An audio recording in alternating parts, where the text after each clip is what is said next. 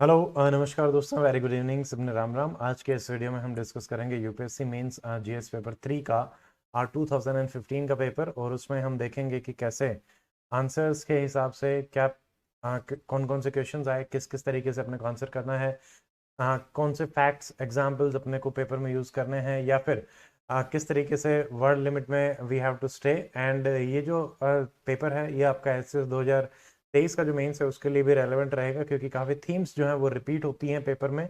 तो उस हिसाब से भी ये आपके लिए काफ़ी इंपॉर्टेंट हो जाएगा। और साथ साथ मैं आपको बीच में बताता रहूँगा जो जो थीम्स एचसीएस के लिए अपनी रेलेवेंट है उनको अपन देखते रहेंगे। ठीक है।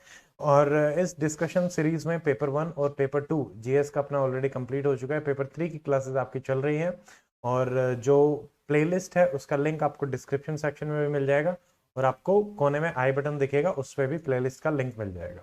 H C S GS mains test series 8 test हैं। टोटल 5 सेक्शन है, 3 फुल लेंथ टेस्ट हैं। Checking and feedback will be done by me. और बाकी इसके अलावा आप इसमें शेड्यूल भी देख सकते हैं। 18 जून को पहला टेस्ट हुआ था, कल आपका सेकंड टेस्ट रहेगा, उसके बाद 2, 9, 16, 22, 23, 24 के आसपास रहेंगे। और जीएस मेंस का 300 टॉपिक्स का भी बैच है, और एक वीडियो मैंने सारे जो इंपॉर्टेंट टॉपिक्स हैं उस पर भी बनाया है, वो भी आप देख सकते हैं। बैच में सारे के सारे topics including last 1 year current affair काफ़ी होलिस्टिकली कवर करवाया गया है। लास्ट 1 ईयर की क्लासेस रहेंगी, वो आपकी अभी आने लग जाएंगी। ठीक है, तो ये सारा का सारा रहेगा, एंड मेंटरशिप इसी बैच में इंक्लूडेड है। बाकी यूट्यूब की जो क्लासेस हैं उनकी क्लास की जो पीडीएफ है वो आपको टेलीग्राम चैनल और एप्लीकेशन पे मिलेगी, जिनका डाउनलोड लिंक जो है वो आप डिस्क्रिप्शन में देख सकते हैं। नेक्स्ट वीडियो इस सीरीज में रहेगा यूपीएससी मेंस जीएस पेपर 3 का 2016 का कंप्लीट डिस्कशन। तो now let us start with 2015। देखिए, ये है हमारा पेपर, ये क्वेश्चंस हैं शुरू में सारे के सारे जो 20 क्वेश्चन थे इसमें, तो 20 के 20 हैं। Now let us start. इसमें आपके जो टॉपिक्स आते हैं पहले थोड़ा सा ब्रीफ में अपन बता देते हैं। जैसे इकोनॉमी आपका आएगा, एनवायरनमेंट आएगा, साइंस एंड टेक आएगा, आपका डिजास्टर मैनेजमेंट रहेगा, और इंटरनल सिक्योरिटी। अब इसमें एक मैंने आपको पेपर एनालिसिस जीएस पेपर 1, 2, 3 का एनालिसिस भी दिया था विद एचसीएस 2022। तो उसमें हमने ये भी देखा था कि किस तरीके से पेपर 1, 2, 3 में से क्या एक्सपेक्टेडली हम एचसीएस इस बार वाले में अपना सोच सकते हैं कि आ सकता है कि एचसीएस 2022 में जो चीजें आई हैं उसी की लाइंस पे आपसे क्या पूछा जा सकता है। अब काफी चीजें जो है वो रिपीट होती हैं, वो भी मैं आपको बताता रहूंगा। Now let us see the paper. अब यहाँ पे आपको मेजर चीज क्या है कि जो कीवर्ड्स हैं उन पे फोकस करना है, और कीवर्ड्स का जो लिंकेज आपसे एस्टेब्लिश करवाना चाह रहा है उसके थ्रू आपको आंसर करना पड़ेगा। इट इज, देखिए, जो भी चीजें आपने पढ़ी हैं, फैक्ट्स, एग्जाम्पल, वही सारे के सारे आपके काम आएंगे, बट किस तरीके से और किस सीक्वेंस में आपको अरेंज करना है, that is the most important thing. अब देखो, question number 1, the nature of the economical growth in India in the recent year is often described as jobless growth. Do you agree with this view? Give argument in the favour of your answer. जैसे India के context में काफी हद तक ये बोला जा रहा था, अब यही सवाल अलग अलग तरीके से पूछा गया है कि हमारा जैसे मैन्युफैक्चरिंग सेक्टर है, हम एग्रीकल्चर से सर्विस सेक्टर में आपका ट्रांसफर हो गए। ज्यादातर जो जॉब्स हैं वो जो जनरेट होती हैं लेबर इंटेंसिव इंडस्ट्रीज में जनरेट होती है, जो कि मैन्युफैक्चरिंग में ज्यादा होती है। सर्विस सेक्टर उतना लेबर इंटेंसिव नहीं है, कैपिटल इंटेंसिव है, और ज्यादातर जो हमारे टेक्नोलॉजी सॉफ्टवेयर इनमें ज्यादा इन्वेस्टमेंट रहता है, तो उस हिसाब से अपने को देखना पड़ता है। But now the thing is, अगर आप रिसेंट डाटा भी देखते हैं तो अनएम्प्लॉयमेंट रेट जो है इंडिया में भी ग्रो कर रहा है।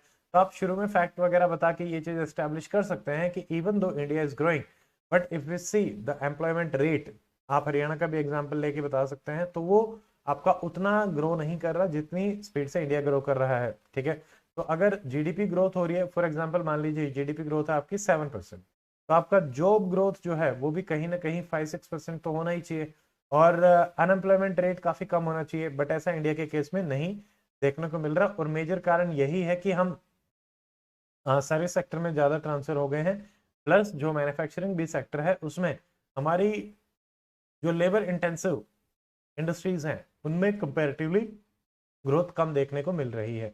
अब इसमें आपको बताना है कि क्या आप इससे एग्री करते हैं, फिर क्या कारण है, और क्या हमारे समाधान इसमें हो सकते हैं। Now let us see. देखिए, जॉबलेस ग्रोथ जो है, the rate of the employment growth is less than population growth, या फिर हम इकोनॉमिकल ग्रोथ के कंटेक्स्ट में बोल सकते हैं it is an economical phenomena. Macro economy experience growth while maintaining और decreasing its level of employment, यानी इकोनॉमी आपकी ग्रो कर रही है बट आपका वो नहीं कर रहा है, मतलब एम्प्लॉयमेंट उतना ग्रो नहीं कर रहा है, यही इसमें सारा का सारा रहता है।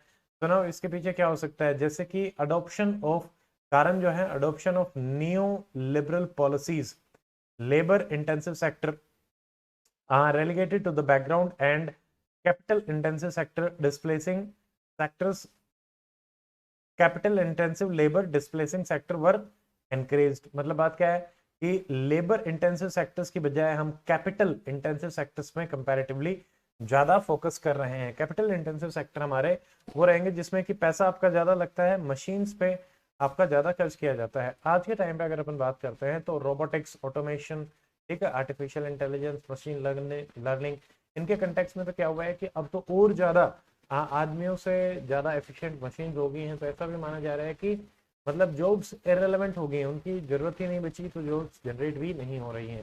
ठीक है, सेकंड इज, देखिए जो शेयर ऑफ एम्प्लॉयमेंट है एग्रीकल्चर सेक्टर में, दैट हैज बीन डिक्लाइन, जो हमने देखा था। Service and manufacturing sector, they failed to absorb all the people shifting from the agriculture sector. इसमें हम एक और फिनोमेना देखते हैं, डिस्गाइज अनएम्प्लॉयमेंट, वो भी अपना रहेगा। मान लो एग्रीकल्चर में पहले 100 लोग आपके काम करते थे, अब मान लेते हैं सारा का सारा एग्रीकल्चर में था, अब धीरे धीरे शिफ्ट होने लगा। इंडिया में 70-30 के आसपास ऐसे हुआ, अब हमारा लगभग 50% एग्रीकल्चर में हो गया है और 50% आपका इधर आ गया है। बट जो प्रोडक्टिविटी है, या फिर आप ये मान लीजिए एग्रीकल्चर में आपकी रिक्वायरमेंट हो सकता है सिर्फ 20 लोगों की ही हो, अभी भी वहां पे 30 लोग जो है वो एक्स्ट्रा काम कर रहे हैं। वो कारण क्या है कि मैन्युफैक्चरिंग और सर्विस सेक्टर में जो जॉब जनरेट होनी चाहिए थी वो उतने नहीं हो रही है, लेबर इंटेंसिव जॉब जनरेट नहीं हो रही, इवन दो हमारा आपका सर्विस सेक्टर है वो भी बहुत ग्रो कर रहा है।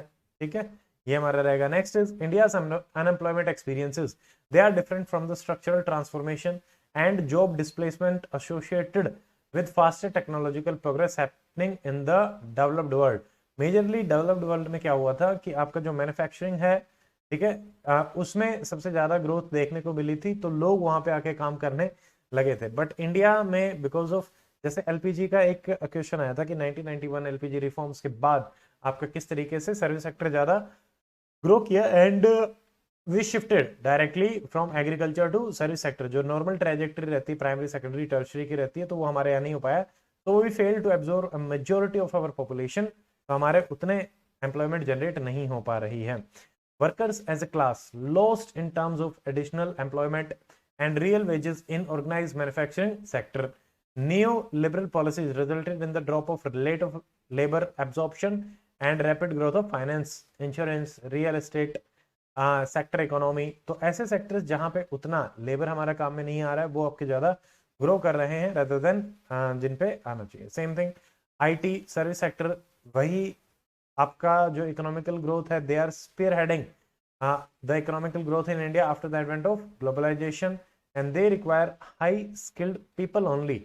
अब इंडिया में अगर अपन देखते हैं हायर एजुकेशन में हमारा एनरोलमेंट रेट भी कम है, स्किल्स में भी अगर अपन देखें तो एक फैक्ट जैसे बोला जाता है कि 60 to 70% ऑफ जो हमारे इंजीनियर्स हैं दे आर अनएम्प्लॉयबल, ऐसे गवर्नमेंट के डाटा भी बोलते हैं। तो अगर आप एम्प्लॉय ही नहीं कर सकते तो उनको जॉब्स कहाँ से मिलेंगी। ठीक है, jobless growth lies in the policy initiative, they will promote manufacturing and the service sector. तो यहाँ पे अब हमें क्या क्या करने की आवश्यकता है, अगर मान लीजिए, अब देखो जब भी हम कॉजेज और सॉल्यूशंस में बात करते हैं तो जो कॉजेज हैं उसी हिसाब से आपको सॉल्यूशंस में बात करनी पड़ेगी। अब अदर देन दिस क्वेश्चन अगर अपन समझने की कोशिश करें जॉबलेस ग्रोथ, तो वहां पे इंडिविजुअल के पर्सपेक्टिव से देखो, इंडिविजुअल उतना एजुकेटेड नहीं है, उतनी स्किल्स नहीं है, ठीक है, तो ये अपना रह जाएगा। अगर हम इकोनॉमी के पर्सपेक्टिव से देखें तो एग्रीकल्चर सेक्टर से जो जॉब्स आपकी जानी थी वो मैन्युफैक्चरिंग में वो नहीं हो पाया, हम डायरेक्टली सर्विस सेक्टर में चले गए। ठीक है, इवन दो इसमें भी हमारा जो मैन्युफैक्चरिंग सेक्टर है वहां पे लेबर इंटेंसिव जो हमारी इंडस्ट्रीज हैं वो ज्यादा जनरेट नहीं हो पा रही, कैपिटल इंटेंसिव आपकी ज्यादा आ पा रही है। सर्विस सेक्टर आपका ज्यादा ग्रो कर रहा है, वहां पे जॉब्स नहीं होती, इवन दो आपको ग्रोथ देखने को मिल रही है। इसकी वजह से क्या हो रहा है कि इकोनॉमिकल इनइक्वालिटी भी आपकी इंक्रीज हो रही है। जैसा कि अगर आप मोटे मोटे तौर पे देखेंगे per capita income agriculture versus manufacturing versus service sector, it is 1:4:7। अगर एग्रीकल्चर में एक आदमी 1 रुपया कमा रहा है, मैन्युफैक्चरिंग में वही आदमी 4 और सर्विस सेक्टर में 7 रुपये। ठीक है, तो इससे क्या हो रहा है, और ज्यादा इनइक्वालिटीज हमारी बढ़ रही हैं। अब हमें, और अगर अपन देखें गवर्नमेंट की तरफ से भी पहले क्या होता था, जैसे लेबर लॉस हैं, एनवायरमेंटल लॉस हैं, ठीक है, इनकी वजह से आपके इंडस्ट्रीज जो है वो नहीं आ पाती थी, तो ओवरऑल जो हमारा सिनेरियो था जॉब का उतना बेटर नहीं था, ठीक है। इंफ्रास्ट्रक्चर में हम अच्छे नहीं थे, ईज ऑफ डूइंग बिजनेस में हम अच्छे नहीं थे। तो यहाँ पे आप बहुत सारे जो कारण है वो गिना सकते हैं, बैंकिंग सेक्टर का भी गिना सकते हैं कि भाई आपको लोन्स अच्छे से नहीं मिल रहे। अब हम इन प्रॉब्लम्स को धीरे धीरे सोल्व कर रहे हैं, जैसे कि हाँ, लेबर लॉज में भी हमने रिफॉर्म किया। अब हमारे पास 4 कोड होते हैं जो कि सबको एड्रेस कर ही रहे हैं। मल्टीप्लिसिटी ऑफ लॉज को एड्रेस किया। प्रोविजन ऑफ इंफ्रास्ट्रक्चर, जैसे रोड, रेलवे, एविएशन इंफ्रास्ट्रक्चर में हम इन्वेस्ट कर रहे हैं। Encouragement of the small scale industries, promotion of export oriented light industries में भी हम काम कर रहे हैं। मैन पावर इंटेंसिव में आपको ज्यादा काम करने की रिक्वायरमेंट है, उसी से जॉब आपकी जनरेट होंगी। अगर आप एग्रीकल्चर में देखें तो हमें एग्रो प्रोसेसिंग इंडस्ट्रीज में काम करने की आवश्यकता है, हॉर्टिकल्चर इंडस्ट्री में काम करने की आवश्यकता है, और इधर अपना एमएसएमई तो हो ही जाएगा और लेबर इंटेंसिव भी हो ही जाएंगे। इसमें ज्यादातर हम टेक्सटाइल की बात करते हैं, लेबर और लेदर इंडस्ट्रीज की भी बात करते हैं, जो कि नीति आयोग भी काफी बार सजेस्ट करता है। तो ये सारे के सारे सजेशन आप इसमें बता सकते हैं कि यस, ठीक है। नाउ क्वेश्चन नंबर 2 देखिए, live stock rearing has big potential for providing non farm employment and income in the rural area, discuss suggesting suitable measure to promote this sector. अब मान लो इस सेक्टर को प्रमोट करना है, पहले तो देखो कि इश्यूज क्या हो सकते हैं। इवन दो इंडिया में नंबर 1 पे हमारा लाइव स्टॉक रहता है, ठीक है, all over the world number अगर अपन देखें तो उसमें है ही, ठीक है।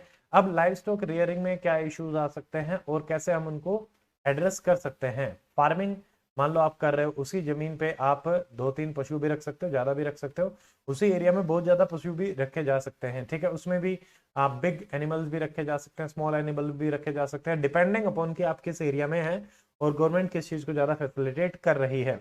अब डेफिनेटली फार्म में जितना एम्प्लॉयमेंट है, अब वहां पे जैसे अपन ने देखा था कि डिस्गाइज्ड अनएम्प्लॉयमेंट, कि भाई आपका जहाँ पे 20 लोग काम करने चाहिए वहां 50 है, अभी इन 30 को कहाँ एब्जॉर्व कर सकते हैं। तो life stock can be one of the major area जहां पे हम इनको ले सकते हैं। क्या क्या किया जा सकता है, अब सेम सारा इसमें वही चलेगा कि कैपिटल क्या आपके पास है जो लाइफ स्टॉक सेक्टर को ग्रो करने के लिए करे, तो वहां पे अपने को कैपिटल की भी आवश्यकता रहेगी, ठीक है। हमारे जो फार्मर्स हैं उनके पास उतनी है नहीं, तो अपने को लोन भी देना पड़ेगा। डेयरीज वगैरह एस्टेब्लिश करने के लिए आपने कैपिटल दी, तो इंफ्रास्ट्रक्चर क्या बनी, क्या, तो हम इंफ्रास्ट्रक्चर बनाएंगे, डेयरी सेक्टर बनाएंगे, ठीक है। अब उसमें जैसे मशीन्स भी हो सकती हैं, लेबर, वैसे तो ये लेबर इंटेंसिव है, बट अगर हम देखें कि न्यूजीलैंड, ऑस्ट्रेलिया, वहां पे मशीन्स भी काफी काम करती हैं, तो वैसे लेवल पे अगर आपको करना है हाइजीन का भी। अब ये देखो, अब सोच सकते हैं आराम से, मान लो आपने इंफ्रास्ट्रक्चर बना दी, अब वहां से जो आप प्रोडक्ट्स निकाल रहे हैं, दूध निकाल रहे हैं, उससे चीज बना रहे हैं या वेन एनीथिंग जो भी उससे रिलेटेड है, क्या वो हाइजीन है, क्या उसको आसपास के लोग कंज्यूम कर सकते हैं, क्या उसको हम एक्सपोर्ट कर सकते हैं, ये सारी चीजें देखनी है। अब उसके लिए भी क्या हमारे पास कोल्ड स्टोरेज है, ठीक है। हम मेगा फूड पार्क्स की भी बात करते हैं, तो उसमें लाइव स्टॉक के जो फूड प्रोडक्ट है क्या उनको डाला जा सकता है। क्या आपकी कनेक्टिविटी अच्छी है अर्बन एरियाज के साथ, या फिर जो आउटसाइड हमारे सेक्टर्स हो सकते हैं या फिर कंट्रीज हो सकती हैं, मार्केट एरिया, क्या उनके साथ कनेक्टिविटी अच्छी है, ये सारी की सारी चीजें अपने को देखनी पड़ेंगी, ठीक है। अब वो सारा का सारा हो गया, मार्केटिंग क्या आप अच्छी कर पा रहे हो, ठीक है, या फिर डब्ल्यूटीओ के सैनिटरी फाइटोसैनिटरी मेजर्स आप कर पा रहे हो, ठीक है। अब यहाँ पे क्वालिटी सर्टिफिकेशन की भी हम बात कर सकते हैं, आजकल इसी पे ज्यादा फोकस चल रहा है। अगर आप अच्छे से कर पाएंगे तो लोगों में ट्रस्ट भी जनरेट होगा, लाइफ स्टॉक भी आएंगे, ठीक है। तो ये सारा का सारा रहेगा। अब इसमें यही फैक्टर्स होते हैं, ठीक है, लैंड, लेबर, कैपिटल और ये सारे के सारे। गवर्नमेंट की पॉलिसीज, क्या गवर्नमेंट इंश्योरेंस के through, yes government is trying to promote, ठीक है, इंश्योरेंस दे रही है आपको, कुछ इनिशियल अमाउंट भी प्रोवाइड कराती है, ये सारे रहेंगे, ठीक है। फिर अगर आप देखें वैक्सीन के कंटेक्स में भी काफी रिसर्च एंड डेवलपमेंट अपनी चल रही है, या फिर हम ब्रीड के कंटेक्स में देखें कि हमारी जो इंडिजीनियस ब्रीड्स हैं उनको कैसे हम डेवलप कर सकते हैं, बेटर बना सकते हैं, तो उसमें भी अपना चल रहा है। तो ये सारी की सारी चीजें हैं जिनसे कि हम लाइफ स्टॉक सेक्टर को अपना इंप्रूव कर सकते हैं। अब जो हमारे पास कंटेंट है हम उससे देख लेते हैं। देखो, life stock sector engage in it mostly आपके क्या रहते हैं, स्मॉल जो लैंड होल्डर होते हैं, लैंड होल्डर या लैंडलेस फार्मर होते हैं। It is contributing 25% of the gross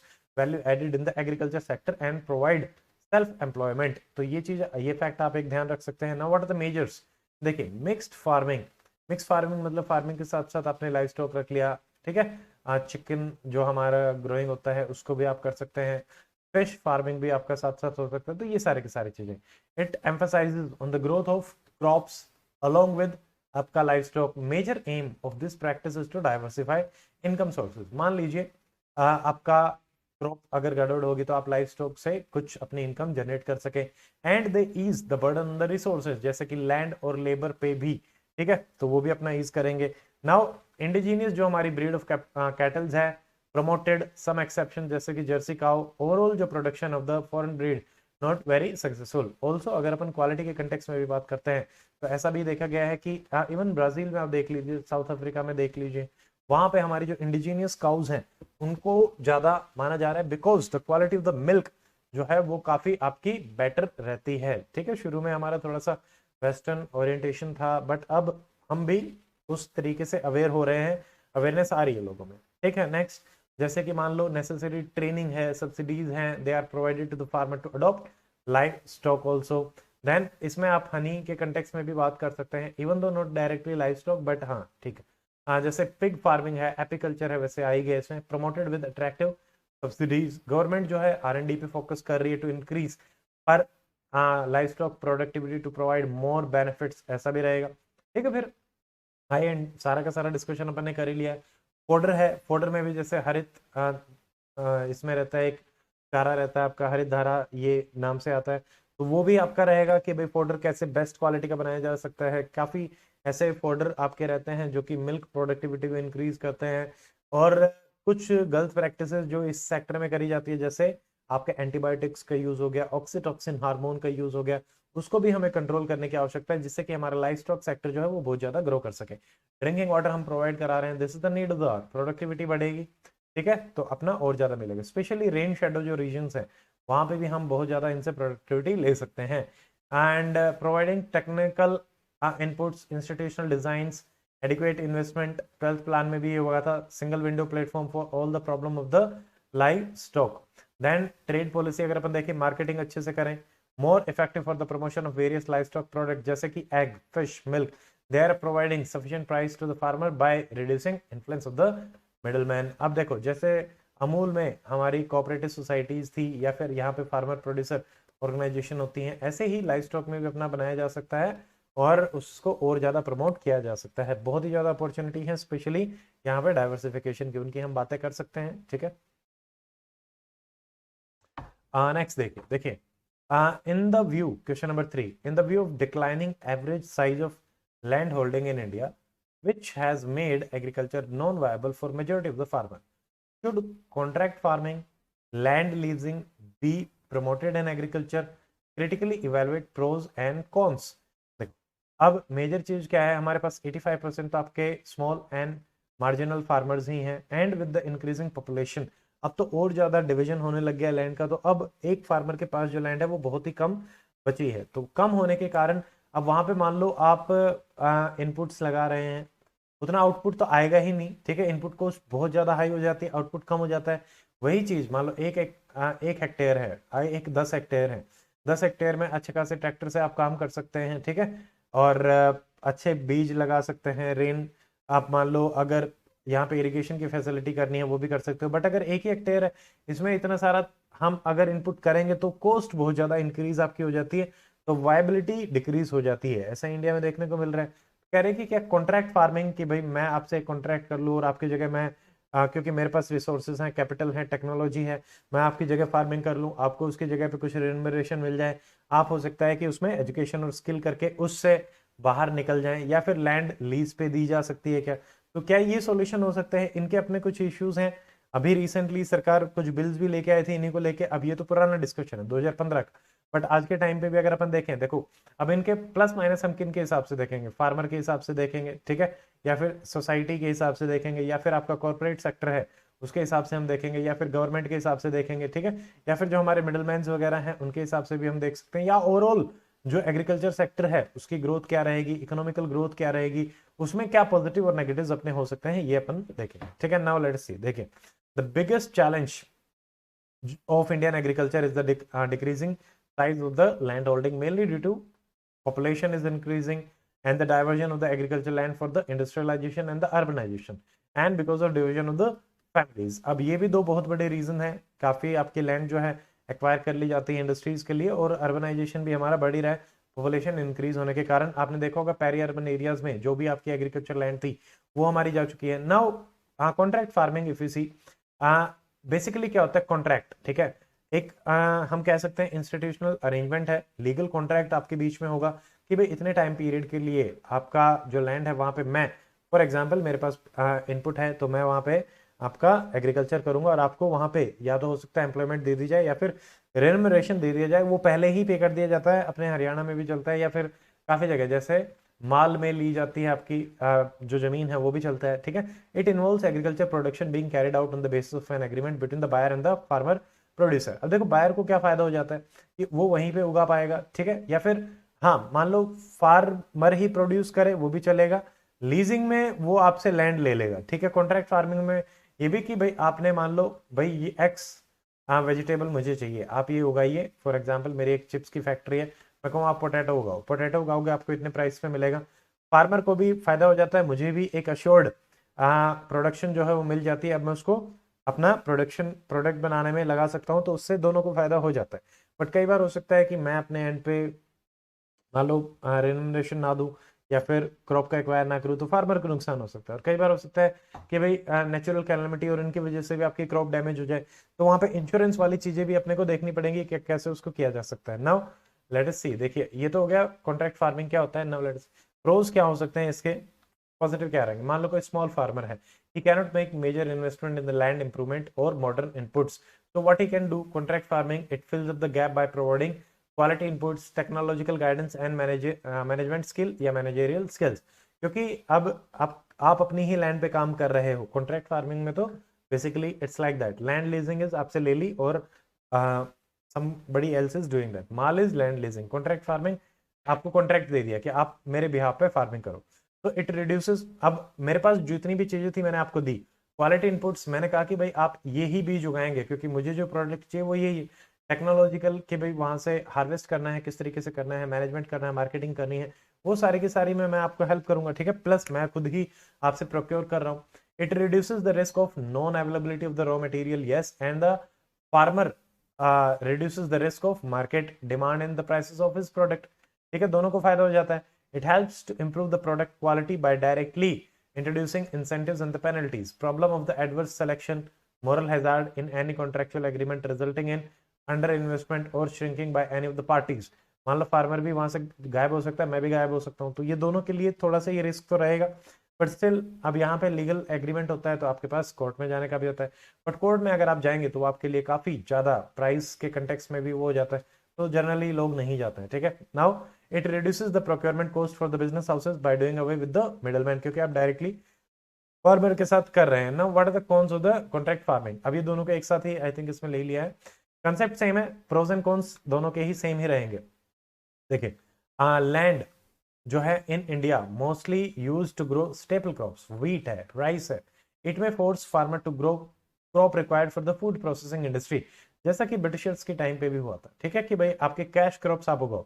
but what if मेरे पास कैश तो नहीं आ पाया और अलग से मुझे अब व्हीट और राइस भी खरीदना पड़ रहा है, फार्मर को ये नुकसान हो सकता है।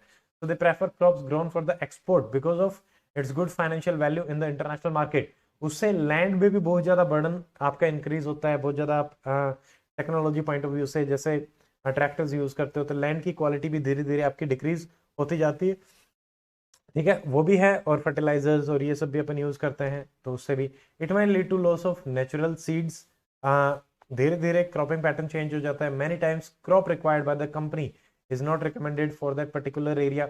जैसे मान लो कोई भी वाटर गजलिंग क्रॉप है, ठीक है, अब कह रहे हैं कि शुगर आप करो, ठीक है, मुझे वहां से चीनी बनानी है, मैं आपको कॉन्ट्रैक्ट फार्मिंग में शुगर के लिए दे दूं, बट आप जिस एरिया में रहते हैं आप प्राइस को देख के तो उगा लोगे, बट अगर आपके पास पानी ही नहीं है then how will you do that, and इसके अपने नुकसान होंगे तो वो भी अपने को देखना पड़ेगा। तो इसी वजह से कई बार मान लीजिए लोन जो आपको दिया जाता है, ठीक है, या एडवांस पेमेंट जो आपकी दी जाती है, अगेन पट्टा वाली जो चीज रहती थी पहले भी एडवांस पेमेंट दे दी, अब आपसे वो रिकवर भी करेंगे, ठीक है। हो सकता है कि फिर नेक्स्ट क्रॉप आपको उसी में देनी पड़े, आपके ऊपर बर्डन जो है वो बढ़ता जाता है, ये सारी की सारी इश्यूज हो जाते हैं। Now lack of enforceability also of the contracting provision resulting in breach of contract by either party, क्योंकि इट्स वेरी वेरी कॉस्टली अगर आप वहां पे जाएंगे लीगल सॉल्यूशंस के लिए।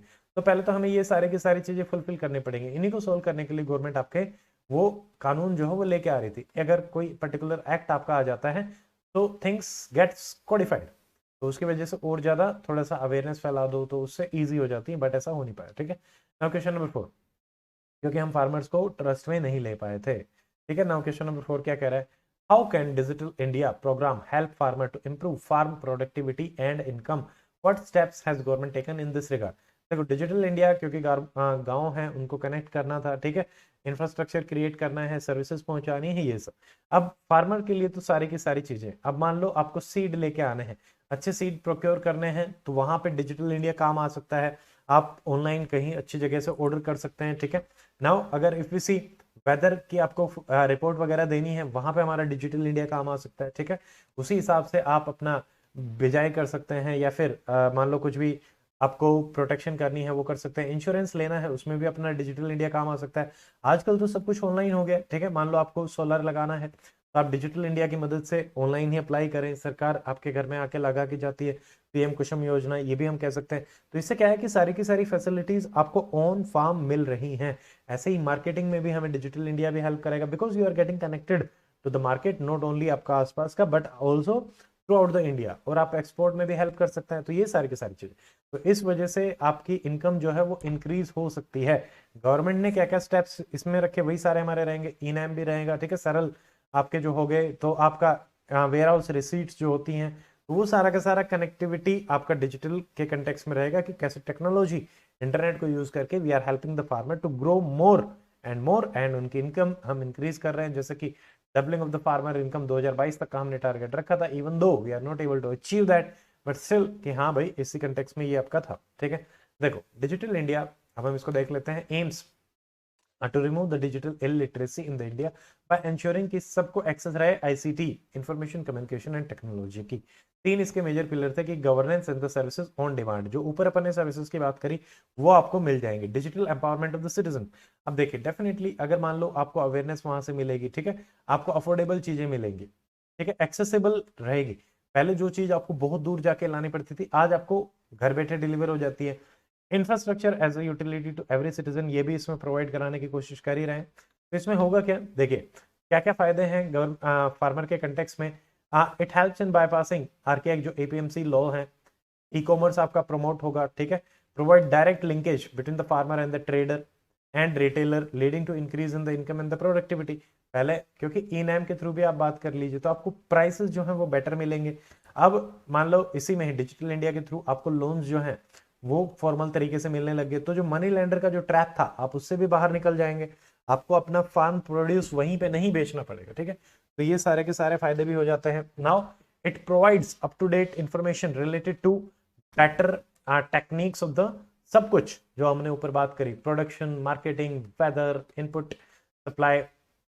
ठीक है, क्रेडिट अवेलेबिलिटी जो हमने बातें करी, जैसे प्रायोरिटी सेक्टर लैंडिंग है, बैंक्स आपको यहाँ पे आके लोन्स दे रहे हैं, ये सारा का सारा हमारा इसी में रहेगा एज अर्ली एज पॉसिबल। ठीक है, and it is leading to what, better productivity. ज्यादा प्रोडक्शन होगा तो इनकम भी बेटर होगी। अब देखो इनकम बेटर होगी तो यू विल हैव मोर पैसा in your hand to reinvest. अब री इन्वेस्ट करोगे तो again this cycle will go on. It will help farmer to get better prices of their product, knowledge बढ़ेगी about the price prevailing throughout the digital India. Increase interaction among the researcher also, ये वाला angle अपना रह गया था। मान लो कोई अच्छा सीड आया है, ठीक है, weather resistant, climate resistant variety आई है, आप उसको ग्रो कर सकते हैं। सॉल्ट रेजिस्टेंट कोई वैरायटी है, तो इस हिसाब से एक्सटेंशन वर्कर जो आपके हैं, ठीक है, फार्मर्स हैं, उनको सारा कनेक्ट करेंगे। Thus expedite spread of technology from lab to farms and it is very much needed। अभी हमारा क्या कहा जा रहा है कि काफी अर्बन एरियाज में हमारे R&D सेंटर्स होते हैं, तो हम उनको जब लेके आएंगे तो डेफिनेटली वो चीज हेल्प करेगी। ऑल्सो फार्मर्स में हम इसमें आपका जो हमने लाइव स्टॉक वाला ऊपर देखा था उसको भी आप इसमें लिंक कर सकते हैं कि मान लीजिए उसकी जो नॉलेज है वो भी हमें यहाँ से मिलेगी। स्टेप्स गवर्नमेंट ने क्या लॉन्च करे हैं सारे के सारे, जैसे सॉइल हेल्थ कार्ड आपका रहा, आपको इन्फॉर्मेशन मिल जाती है। नेशनल ऑप्टिकल फाइबर नेटवर्क है, पंचायत को आपने कनेक्ट कर दिया। हाई ब्रॉडबैंड कर ही रहे हैं, अभी तो सारा का सारा हो भी नहीं पाया है, इट्स गोइंग ऑन। तो ये है, उससे भी क्या है कि मान लो एक जगह पे कोई बेस्ट प्रैक्टिसेस आपकी डेवलप हो रही है, वो दूसरी जगह पे तुरंत आपकी यूज करी जा सकती है। या फिर मुझे मार्केट चाहिए तो दूसरी पंचायत के मार्केट से ऑनलाइन ही मान लो हम नेगोशिएट कर लेंगे, बैठ लेंगे, बातें कर लेंगे, वहां पे फिजिकली आपको जाने की जरूरत नहीं है। एक बार जब डील फाइनल होगी तो you can send your product physically. ठीक है, स्कीम्स जैसे कि किसान एसएमएस पोर्टल, संदेश पृथक, तो यहाँ पे automatic free of cost information is provided to the farmer in the local language also. ठीक है, यहाँ पे बहुत सारे हमारे पास एप्लीकेशंस भी होती हैं, आपने देखी भी होंगी। तो प्रोक्योरमेंट के लिए भी होती हैं कि मान लो आपको रेंट पे फार्मर ट्रैक्टर चाहिए, थ्रेशर चाहिए, तो वो भी आपको मिल जाता है। तो there are many things, there are many problems जो फार्मर फेस करता है और हम डिजिटल इंडिया के थ्रू सोल्व कर सकते हैं। आजकल हम बात करते हैं आर्टिफिशियल इंटेलिजेंस, ड्रोन्स, इन सबको भी लिंक किया जा सकता है डिजिटल इंडिया के कंटेक्स्ट में। एंड ऑल्सो कि भाई एग्रीप्रेन्योर्स की हम एंटरप्रेन्योरशिप इन द एग्रीकल्चर, क्योंकि काफी नेग्लेक्टेड है हमारे यहाँ पे स्टार्टअप कल्चर, ज्यादा हमारा सर्विस सेक्टर में ही चल रहा है, तो why not agriculture also. Then participatory guaranteed system portal, या फिर हम ई वेयर हाउस रिसीट्स की जो बात कर रहे थे वो भी इसमें आ जाएगा, ई नेम की जो बात कर रहे थे वो भी इसमें आ जाएगा। काफी चीजें हमने ऊपर भी डिस्कस कर ली और ऐसे, ठीक है। ये नाउ क्वेश्चन नंबर 5 देखिए, in what ways could replacement of the price subsidy with DBT changes the scenario of the subsidies in India. देखो इसमें फर्क जो मेजर है वो आपको समझना है कि प्राइस सब्सिडी में क्या होता है। प्राइस सब्सिडी में क्या है, प्राइस कम हो जाता है, ठीक है, आप सब्सिडी देते हैं, प्राइस कम हो जाएगा, मार्केट जो है वो डिस्टॉर्ट हो जाता है। जबकि डीबीटी में क्या है, जैसे मान लीजिए अभी एलपीजी पहल के अंतर्गत भी अपन कर रहे हैं, प्राथमिक हस्तांतरित लाभ जो आपको डायरेक्टली डीबीटी के थ्रू दिया जाता है, डायरेक्ट बेनिफिट ट्रांसफर, की भाई हम जैम के कंटेक्स्ट में बात करते हैं कि हमारा एक मेरा जनधन अकाउंट है, मेरे पास एक आधार नंबर है, मेरा मोबाइल है, वो सारे के सारे लिंक है, सरकार कोई भी सब्सिडी प्रोवाइड करना चाहती है वो मेरे डायरेक्टली अकाउंट में आ जाती है। मार्केट का जो प्राइस है वो मार्केट प्राइस रहेगा, उसी के हिसाब से सरकार सब्सिडी प्रोवाइड करा देती है, तो मार्केट प्राइस डिस्टोर्ट नहीं होता, मार्केट प्राइस वही रहता है, यही इसका सबसे ज्यादा बेनिफिट आपका हो जाता है। सेकंड, अगर अपन बात करते हैं यहाँ पे लीकेजेस के चांसेस कम रहते हैं बिकॉज डायरेक्टली मिलता है। एक्सक्लूजन इंक्लूजन के चांसेस आपके जो एरर्स हमारी जनरेट होती हैं वो भी आपकी कम हो जाती है। So these are the major things. ना देखिए, डीबीटी स्कीम आपकी सबसे पहले 2013 में लॉन्च करी गई थी to fill the loopholes and providing selective and the reaching those who need it most. तो inclusion, exclusion, errors, positive, negative, इन सबको दूर करने के लिए किया गया था। डीबीटी जो है इट्स स्ट्रेंथन थ्रू जैम, जैसा मैंने ऊपर भी बताया, digital infrastructure ensuring clear implementation. ये एक ही आदमी का एक ही जनधन अकाउंट है, ठीक है, एक ही आधार है, एक्चुअली आधार तो एक ही है, वो जनधन अकाउंट से लिंक होगा। जनधन अकाउंट हो सकता है आपने दो खोल ली हो, बट वो लिंक है तो आपको इजीली मॉनिटर किया जा सकता है, ठीक है। फिर आपका मोबाइल नंबर, एक ही मोबाइल नंबर जनरली हम रखते हैं, तो ऐसे करके आपको वहां पे जब तीनों को कर दिया गया तो एक ठोस सा हमारे पास एक एंटिटी बन गई जिसमें कि एक आदमी को ही टारगेट करते हुए सब्सिडी पोस्ट है। तो व्हाट आर द बेनिफिट, देखिए, एक तो आपको इनकम सपोर्ट मिल जाता है डायरेक्टली अकाउंट में, लीकेजेस होने के chances very very less, but हाँ डुप्लीकेशन ऑफ अकाउंट हो सकता है, लीकेजेस यहाँ पे भी हो सकते हैं, करप्शन देखने को मिलता है, ऐसे केसेस पहले भी हुए हैं, but still it is very much foolproof then और जो सब्सिडी रहता था। मार्केट डिस्टोर्शन नहीं होता, ये मैंने आपको ऊपर एक्सप्लेन किया, क्योंकि प्राइस आपका सेम रहेगा, करप्शन कम रहेगा, no man to man interaction क्योंकि डिजिटली है, तो मॉनिटर करना इजी है, यानी ट्रांसपेरेंसी है, अकाउंटेबिलिटी है, कितने पैसे दिए थे, कहाँ जाने थे, these all things becomes very very easy. Ghost beneficiary यहाँ पे कंपैरेटिवली कम है, फास्टर ट्रांसफर है, टाइम बाउंड मैनर है, क्लिक किया और तुरंत ट्रांसफर, यहाँ तो 0 सेकंड में ट्रांसफर हो जाएगा, ऐसा तो कुछ है नहीं, आज भेजा फाइलें चली, ऐसा कुछ नहीं है, ठीक है, ऊपर से भेजा तुरंत हो गया। ट्रांसपेरेंसी ज्यादा, बेनिफिशियरी डायरेक्टली आपका एजेंट ही होता है, अब उसके ऊपर डिपेंड करता है वो अपनी सब्सिडी को उसके लिए यूज करना चाहता है जिसके लिए वो भेजी गई है, या दूसरे के लिए भी यूज वो कर सकता है। कि आपको पैसे मिल गए हैं, अब जनरली हम उसी के लिए यूज करते हैं, बट द थिंग इज आपको वहां पे पैसे मिल जाते हैं, ठीक है। फ्रीडम ऑफ चॉइस हो जाता है, कैपेबिलिटी अप्रोच जिसके अपन बात कर रहे थे अमृत सेन, कि मान लो आपको 400 रुपीज एलपीजी की सब्सिडी मिली थी, हो सकता है कि जिस टाइम पे आपको ये पैसे मिले उस टाइम पे आपकी कोई और रिक्वायरमेंट थी तो आप दूसरी चीज ले लो, ठीक है, आपके पास एलपीजी सिलेंडर आपने सेव कर लिया, बचा लिया, तो आप उसको लंबे टाइम तक यूज कर पा रहे हैं, तो that is the thing. Now financial inclusion भी बेटर रहेगा क्योंकि जैम और ये सब अपना चल रहा है, तो अपने मान लो आपके पास अकाउंट आ गया है तो आपको क्रेडिट भी मिल जाएगा, तो दीज आर द थिंग्स, ठीक है। नाउ नेक्स्ट इज कॉन्स क्या रहेंगे, in kind versus income at the time of scarcity, कि भाई सब्सिडी तो इन काइंड में भी जैसे मान लो कम प्राइस में पहले हमें व्हीट, राइस, कोर्स ग्रेन वगैरह इजीली प्रोवाइड हो जाते थे, तो अब अगर हम डीबीटी से कर देंगे तो वो नहीं मिलेंगे, अब आपको पैसा ही मिलेगा, तो वो थोड़ा सा दिक्कत हो जाती है। स्कैरसिटी के टाइम में अगर काइंड में मिले तो ज्यादा बेटर है। अब यहाँ पे सेकंड थिंग है सबसे ज्यादा इंपॉर्टेंट, इंफ्रास्ट्रक्चर, जो डिजिटल इंफ्रास्ट्रक्चर हमें क्रिएट करनी है। कई बार ऐसा देखा गया है कि उसमें एक तो टाइम भी बहुत सारा लग ही रहा है, जैसे अपन ने ऊपर भी देखा था पंचायत के कंटेक्स में जो हम डिजिटल इंडिया बनाने की बात कर रहे थे उसमें भी वो टाइम लग रहा है, ठीक है। बट से कई बार बायोमेट्रिक ऑथेंटिकेशन भी आपका काम नहीं करता, तो उसकी वजह से आपको एक्सेस नहीं मिल पाती। But these are the things जो ट्रांजिशन के टाइम पे अपने चलेंगे, बट उसमें रहेगा, ठीक है। फाइनेंशियल लिटरेसी, आपको खुद नहीं पता कि मुझे कहाँ अकाउंट खोलना है, क्या खोलना है, कैसे मेरे पास सारी की सारी सब्सिडी जो है वो आएगी, तो ये है। बायो ऑथेंटिकेशन फेलियर, जैसे कि झारखंड में पीडीएस में ऐसा केस हुआ था, डेथ्स उस टाइम पे देखने को मिली थी, दिल्ली में भी ऐसे कई केसेस आए थे। अभी रिसेंटली तो इतना कुछ केसेस इस टाइप के देखने को नहीं मिल रहे हैं। या फिर नेक्स्ट जैसे यू कैन मिसयूज, ठीक है, तो उसके मिसयूज कर सकते हो कि भाई ऐसा माना जाता है कि आप अल्कोहल गैम्बलिंग वगैरह कर लें, बट द पॉइंट इज उसको करने के लिए परिवार का मुखिया, यहाँ पे इन्होंने रखा था कि भाई डीबीटी जो आपकी ट्रांसफर होगी वो फीमेल हेड को ही ट्रांसफर आपकी करी जाएगी, ठीक है, ताकि कम से कम हम मिसयूज को बचा सके। तो these are the things which we can discuss now. Question number 6, देखिए इसमें कह रहा है कि what are the impediments in marketing and supply chain management in developing the food processing industry in India, can e commerce help in overcoming this bottleneck.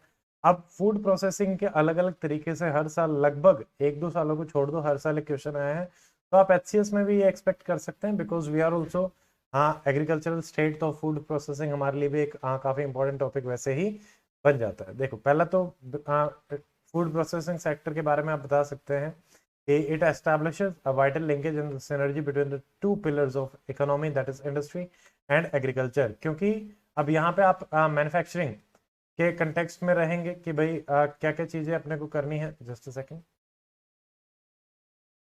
तो इन दोनों में ये आपका एक लिंकेज एस्टेब्लिश करेगा, और जैसा कि हम बात कर रहे थे कि एग्रीकल्चर में हमारा उतना रेनमरेटेड रहा नहीं, तो अब फूड प्रोसेसिंग के थ्रू, मान लो आपने मिर्च उगाई, ठीक है, फॉर एग्जांपल सिंपल सा एक लेते हैं, बट आपने मिर्च का पाउडर बनाया, तो वो जो पाउडर है वो कंपैरेटिवली आपका ज़्यादा महंगा भी जाता है, ठीक है। आपने उसको पैक कर दिया, ब्रांडिंग कर दी, तो वो कंपैरेटिवली ज़्यादा रहेगा, उसकी शेल्फ लाइफ भी ज़्यादा रहती है, कुछ प्रिजर्वेटिव वगैरह भी ऐड कर देते हैं। But what are the now, ये तो एक मोटा मोटा है कि फूड और उसको प्रोसेस किया, दैट इज फूड प्रोसेसिंग। आपने पिकल्स बनाए, दैट इज फूड प्रोसेसिंग, तो ये हमारा हो जाएगा। What are the key challenges, सबसे ये कुछ कॉमन से भी रहते हैं, जैसे कि इकोनॉमी पॉलिसी अनसर्टेनिटी, गवर्नमेंट कभी कुछ पॉलिसी लेके आती है, कभी कुछ पॉलिसीज लेके आती है।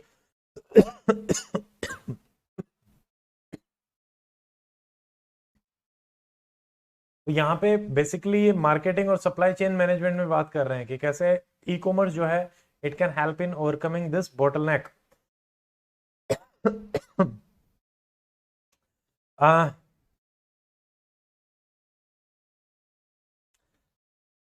एक तो आपको पॉलिसीज जो है वो बहुत सर्टेन बनानी पड़ेंगी, कितना इन्वेस्ट कर सकते हैं, क्या कर सकते हैं, कितना इंसेंटिव मिलेगा, ये सब।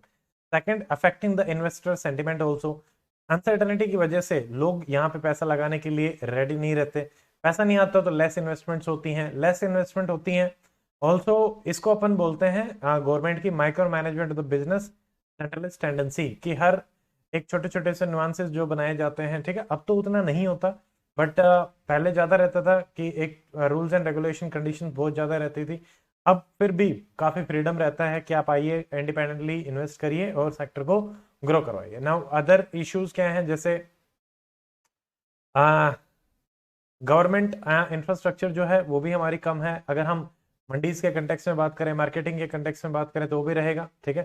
सेकंड, करप्शन, जैसे एपीएमसी मंडीज में आप बोल लो, वो भी आपका ज्यादा रहता है, तो उसकी वजह से भी उतना हमारा ये ग्रो नहीं कर पा रहे। फिर प्राइवेटाइजेशन ऑफ द प्रोक्योरमेंट, मान लो कोई भी फूड प्रोसेस्ड आपको प्रोक्योर करना है, तो उसमें भी जैसे मान लेते हैं, जैसे हम एमएसपी की बात कर रहे थे, तो एमएसपी हमारा कुछ ही क्रॉप्स के लिए दिया जाता है, what about the other crops. या फिर यहाँ पे जब हम फूड प्रोसेसिंग में बात करते हैं, क्योंकि यहाँ से भी फार्मर को ही इनकम डायरेक्टली मिलनी है, तो क्या हम यहाँ पे भी एक एमएसपी जैसी चीज की बात कर सकते हैं वो। फोर्थ, जैसे क्वालिटी, तो क्वालिटी भी आपका होना चाहिए कि उसकी हम एक अश्योरेंस कर पाए किस क्वालिटी का वो फूड प्रोडक्ट है, ठीक है, ग्रेडिंग एस्पेक्ट में आप बता पाए, ताकि उसी हिसाब से उसको बेचा जा सके, ठीक है ना। ई कॉमर्स जो है इसमें बहुत सारी हेल्प अपनी कर सकता है, मार्केटिंग में भी हेल्प कर सकता है, सेलिंग में भी हेल्प कर सकता है। तो ये जो मेजर चीजें हैं, जैसे मार्केटिंग और सप्लाई चेन मैनेजमेंट के कंटेक्स्ट में पूछी गई हैं, उसमें इसका क्या क्या रोल हो सकता है। E commerce is basically sale और purchase of the good and the services conducted over network of computer, TV channels etcetera. तो यहाँ पे मान लीजिए कोई ऐप है, जैसे आज के टाइम पे हम देखते हैं जैसे बिग बास्केट, ठीक है, या फिर इस टाइप की और भी ग्रोफर्स पहले होती थी, ठीक है। तो वहां पे क्या होता था, आपके घर पे डिलीवर किया जाता था। तो फूड प्रोसेसिंग वाला वैसा ही मान लीजिए कि आपने मान लो उनसे लिंक कर लिया है, ठीक है। मान लो मैंने कोई फूड प्रोसेस किया, तो अब मैं ई मार्केटिंग के थ्रू मैं अपना प्रोडक्ट सिर्फ आसपास ही नहीं, देश में, दुनिया में अलग अलग कोनों पे मैं भेज सकता हूं, ताकि मुझे और ज्यादा बेनिफिट मिले। अब इसमें ये और क्या क्या प्रोवाइड करा सकते हैं ई कॉमर्स के through? E commerce is basically, नाम से, commerce through E technology. It can provide wide platform for selling product. आप अपनी रीच विजिबिलिटी जो है वो बढ़ा सकते हैं। आप ये सारा का सारा रहेगा। और जो पुअर इंफ्रास्ट्रक्चर इश्यूज हैं वो भी आप कहीं ना कहीं एड्रेस कर सकते हैं। मान लीजिए आपके पास गोडाउन नहीं है, एक आदमी है गोडाउन प्रोवाइड कराता है, ई कॉमर्स के थ्रू आप उससे कनेक्ट होते हैं, आपको गोडाउन मिल गया, आपका प्रोडक्ट सेव हो गया, अब आप उसको बेच देते हैं, आप मार्केटिंग वाले के थ्रू कनेक्ट होते हैं, इस तरीके से। Now it helps in industry in expanding and reaching to the new customers also. Must be monitored by agency जैसे कि CCI in order to be beneficial। क्योंकि कई बार क्या हो जाता है कि जो बिग प्लेयर्स हैं वो इसका गलत फायदा उठा लेते हैं और आपसे कम में प्रोक्योर करके अगेन वो मिडल मैन जैसी चीज हो जाती है। तो यहाँ पे competition commission of India e commerce के कंटेक्स्ट में काफी इनका रोल आता है कि इस टाइप की माल प्रैक्टिस ना देखने को मिले। और यहाँ से हमें जैसे कोल्ड स्टोरेजेस, सेफ्टी स्टैंडर्ड्स वगैरह आप मेंटेन करके रख सकते हैं, ब्रांड वैल्यू आप अपनी बना सकते हैं। तो ये काफी फायदे ई कॉमर्स के थ्रू रहते हैं, ठीक है। जैसे मेगा फूड पार्क्स की भी अपन बात करते हैं, हब एंड स्पॉक मॉडल की हम बात करते हैं ये। And it can also solve marketing related problems. आप खुद के अपने ब्रांड एम्बेसडर बन सकते हैं, तो वो भी रहेगा, ठीक है। तो वहां पे ज्यादा महंगी नहीं पड़ती। इन्वेंट्री बेस्ड जो मॉडल है, it provide end to end solution for the producer also. cannot guarantee them a market link prices for their product, and in long run the e-commerce player start to act as monopolistic buyer and can exploit the small players। जैसा कि अपन ने ऊपर बात करी थी जब CCI वाला मैं पॉइंट डिस्कस कर रहा था, तब मैंने आपको बताया था। तो ये सारे अलग अलग पॉइंट्स रहेंगे। देखो हर चीज के कुछ फायदे हैं, कुछ नुकसान है, अलग अलग भी पॉइंट्स अपने को देखना पड़ेगा। क्वेश्चन नंबर 7 देखिए, the craze of the gold in the India has led to surge in the import of the golds in the recent year and put pressure on the balance of the payment and the external value of the rupees. In view of this, examine the merit of the gold monetization scheme। तो ये एक government की scheme आई थी। पहले तो आपको इस scheme के प्रोविजंस पता होना चाहिए डायरेक्टली, और कैसे वो स्कीम हेल्प कर सकती है। देखो बेसिकली जब हम करंट अकाउंट डेफिसिट की बात करते हैं, तो जो भी हम इंपोर्ट कर रहे हैं specially goods and the services के कंटेक्स्ट में, वो हमारा CAD के कंटेक्स्ट में आ जाता है, ठीक है। Capital account is different. Current account के कंटेक्स्ट में यही रहेगा हमारा कि विजिबल और invisible goods and the services ये हमारी रहेंगी। तो उसमें अब हम बात करते हैं कि कैसे, जैसे मान लीजिए गोल्ड है, गोल्ड अगर हम इंपोर्ट करेंगे, आपके पास तो गोल्ड आ रहा है बट वो पैसा कहाँ जा रहा है, वो दूसरी कंट्री में जा रहा है। तो अब डिमांड ज्यादा होने के कारण ज्यादातर हम इंपोर्ट कर रहे हैं, या फिर स्मगलिंग भी देखने को मिल रही थी। तो उस केस में क्या होता है कि बाहर से पैसा जाता है, हमारे रुपये की वैल्यू जो है वो डिक्लाइन होने लग जाती है, और बैलेंस ऑफ पेमेंट का भी इशू आ जाता है कई बार कि भाई अब वो जो पेमेंट करनी है, अगर आपका बिजनेस यहाँ पे ठप हो गया तो कौन करेगा? सरकार के ऊपर ज्यादा बेनिफिट वो प्रेशर आ जाता है। तो अब मोनेटाइजेशन स्कीम से क्या होने वाला था, देखो अब यहाँ पे क्या है कि सेम गोल्ड आपको बाय ना करना पड़े, बट गोल्ड आपको बॉन्ड की फॉर्म में मिल जाए, तो मोनेटाइजेशन। या फिर एक और स्कीम इसमें थी, उसके बारे में भी ऐसा ही था। मोनेटाइजेशन में आप अपना गोल्ड भी यहाँ पे डाल सकते हैं, और उसके मतलब पैसे के टर्म्स में भी रहता है, ठीक है। तो एक बार इसको देख लेते हैं। देखिए now the purchase of the gold, ये थोड़ा सा इंट्रोडक्शन हो जाएगा। From foreign dealer for billions of the dollar resulted in the Indian cash being sent to the overseas and disruption in the balance fund coming in and going out of the nation, bringing down the rupees value। yes, यही हो रहा था, ये मैंने ऊपर explain कर ही दिया था। गोल्ड इंपोर्ट्स जो हैं दे directly affect the CAD of the India. ज्यादा CAD होती तो riskier it is for the overall economy, और इसका जो ओवरऑल जो ट्रस्ट जाता है या फिर क्रेडिट रेटिंग एजेंसीज के कंटेक्स्ट में जब जाता है, तो उसकी भी काफी नेगेटिव इमेज अपनी क्रिएट होती है, ठीक है। तो लोग इन्वेस्ट भी नहीं करना चाहते जिसकी CAD ज्यादा है, फिस्कल डेफिसिट ज्यादा है।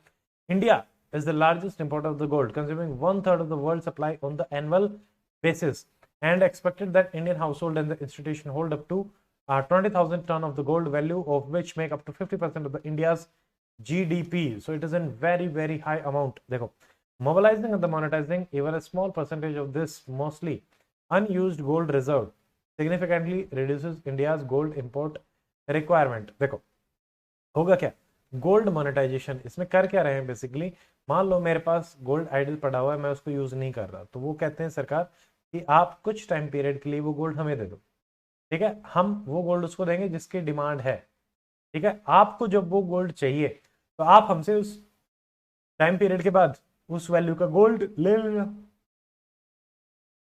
जितना भी क्वांटिटी में आपने दिया है वो आप ले लेना। तो इस तरीके से ये काम करती है, मेरा जो आइडल पड़ा हुआ गोल्ड है वो भी यूटिलाइज हो जाता है और बाहर से फिर आपको इंपोर्ट नहीं करना पड़ता, सिंपल। तो when this happen, more money becomes available in the market, वो हमारी इंडियन इकोनॉमी को बूस्ट कर सकती है, और जो आपका इंडियन रुपीज डिक्लाइन हो रहा था वो भी आपका इंप्रूव हो सकता है, ठीक है। Now increased liquidity it diverted towards other social causes, जैसे हेल्थ केयर, एजुकेशन, पैसा यहाँ पे भी जा सकता है। So keeping this in mind, government ने लॉन्च करी थी gold monetisation scheme by replacing gold deposit in the gold medal loan scheme, जो पहले होती थी, we don't need to worry about it. A new scheme would allow depositor of the gold to earn interest also। देखो gold में हो सकता है कि आपका 500 का गोल्ड आज 1000 का हो गया, बट सरकार इसको अट्रैक्टिव बनाने के लिए क्या कह रही है कि आपको 2% इंटरेस्ट भी मिल जाए, ठीक है। तो ऐसे in their metal account and the jewellers to obtain loan in their metal accounts, आपको लोन भी मिल जाता है। Banks and other dealers they are able to monetise this gold once the gold is deposited in the metal account, start earning interest from the same. तो customer को क्या फायदा हो जाता है, आपको इंटरेस्ट मिल जाता है, सरकार को क्या फायदा हो जाता है, गोल्ड का इंपोर्ट आपका कम हो जाएगा।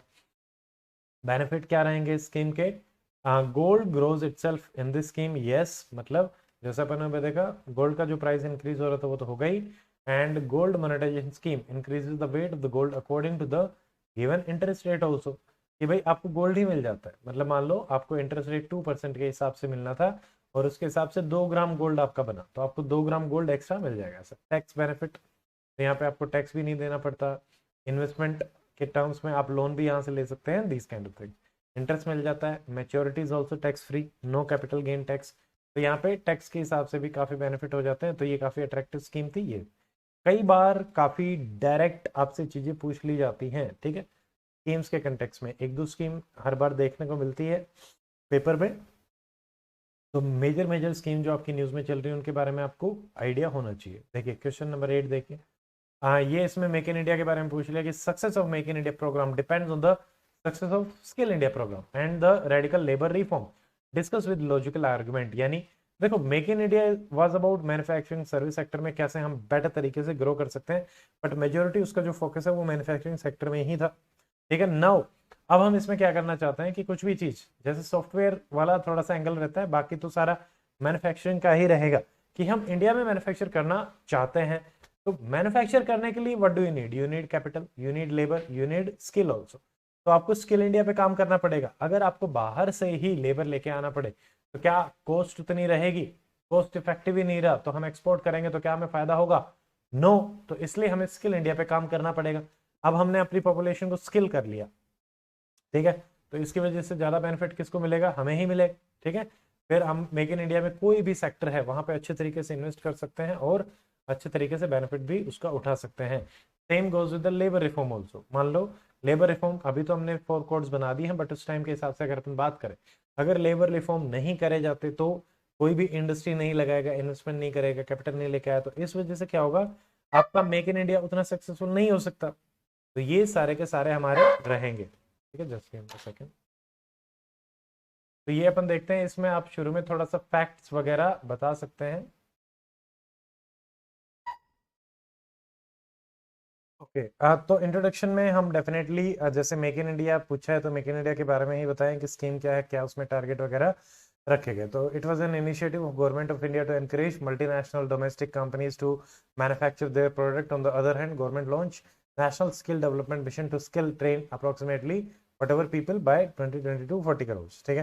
तो कुछ फैक्चुअल इन्फॉर्मेशन आपको हर स्कीम के बारे में पता होना चाहिए जो कि आप इंट्रोडक्शन में फैक्ट में ऊपर डाल सके। Now make in India was to attract more investment. देखो ज्यादा इन्वेस्टमेंट आएगी तो डेफिनेटली ज्यादा एम्प्लॉयमेंट अपॉर्चुनिटीज क्रिएट होंगी। अब हमारे प्राइम मिनिस्टर जो हैं he was also projecting India as the land of 3D, democracy, demand and demography. देखो डेमोक्रेसी है तो सब कुछ पीसफुल है, ठीक है, आपकी इन्वेस्टमेंट भी सिक्योर रहेगी, सरकार भी वहां पे काम करेगी आपको बेनिफिट पहुंचाने के लिए। डिमांड है तो आप जो प्रोडक्ट बनाएंगे बाहर से, मान लो कोई इन्वेस्टमेंट लेके आ रहा है तो उसको कंज्यूम भी कर लिया जाएगा। डेमोग्राफी है तो यानी अगेन स्किल बेस्ड और वो सब, आपको वर्कर भी मिलेंगे और कंजम्पशन भी रहेगा। बट मेन प्रॉब्लम यही थी कि जो हमारी डेमोग्राफी है it is not skilled with respect to other countries जैसे कि कोरिया और ये सब, जापान, जर्मनी। अगर हम स्किल्ड नहीं होंगे तो क्या क्वालिटी ऑफ प्रोडक्ट उतना बनेगा, नहीं बनेगा तो क्या उसकी ग्लोबल लेवल पे डिमांड होगी। देखो डोमेस्टिक कंजम्पशन एक अपनी डेफिनेटली आपका इंक्रीज तो करता ही है, बट उसकी अपनी सर्टेन लिमिटेशंस होती हैं। तो we have to go global अगर आपको कंट्री को बहुत ज्यादा ग्रो करना है तो।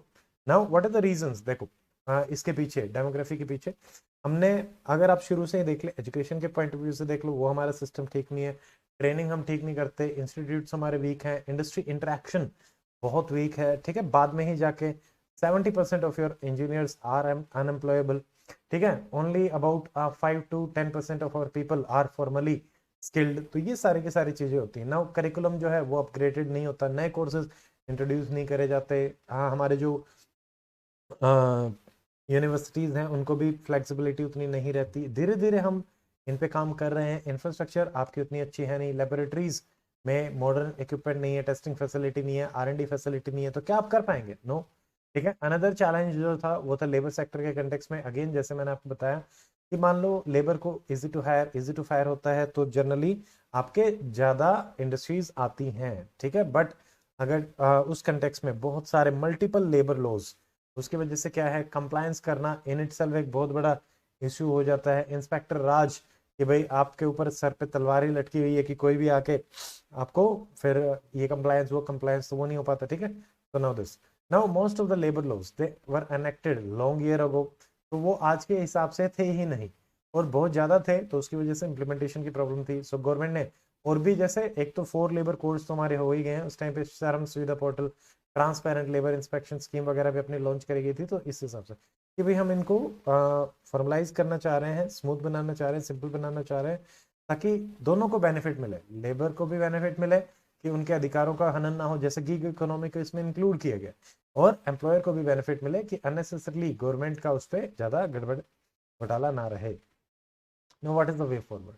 देखिए, lifelong learning, maintaining quality and the relevance according to the changing requirement particularly of the emerging knowledge economy, ये हमारा सबसे पहला होना चाहिए।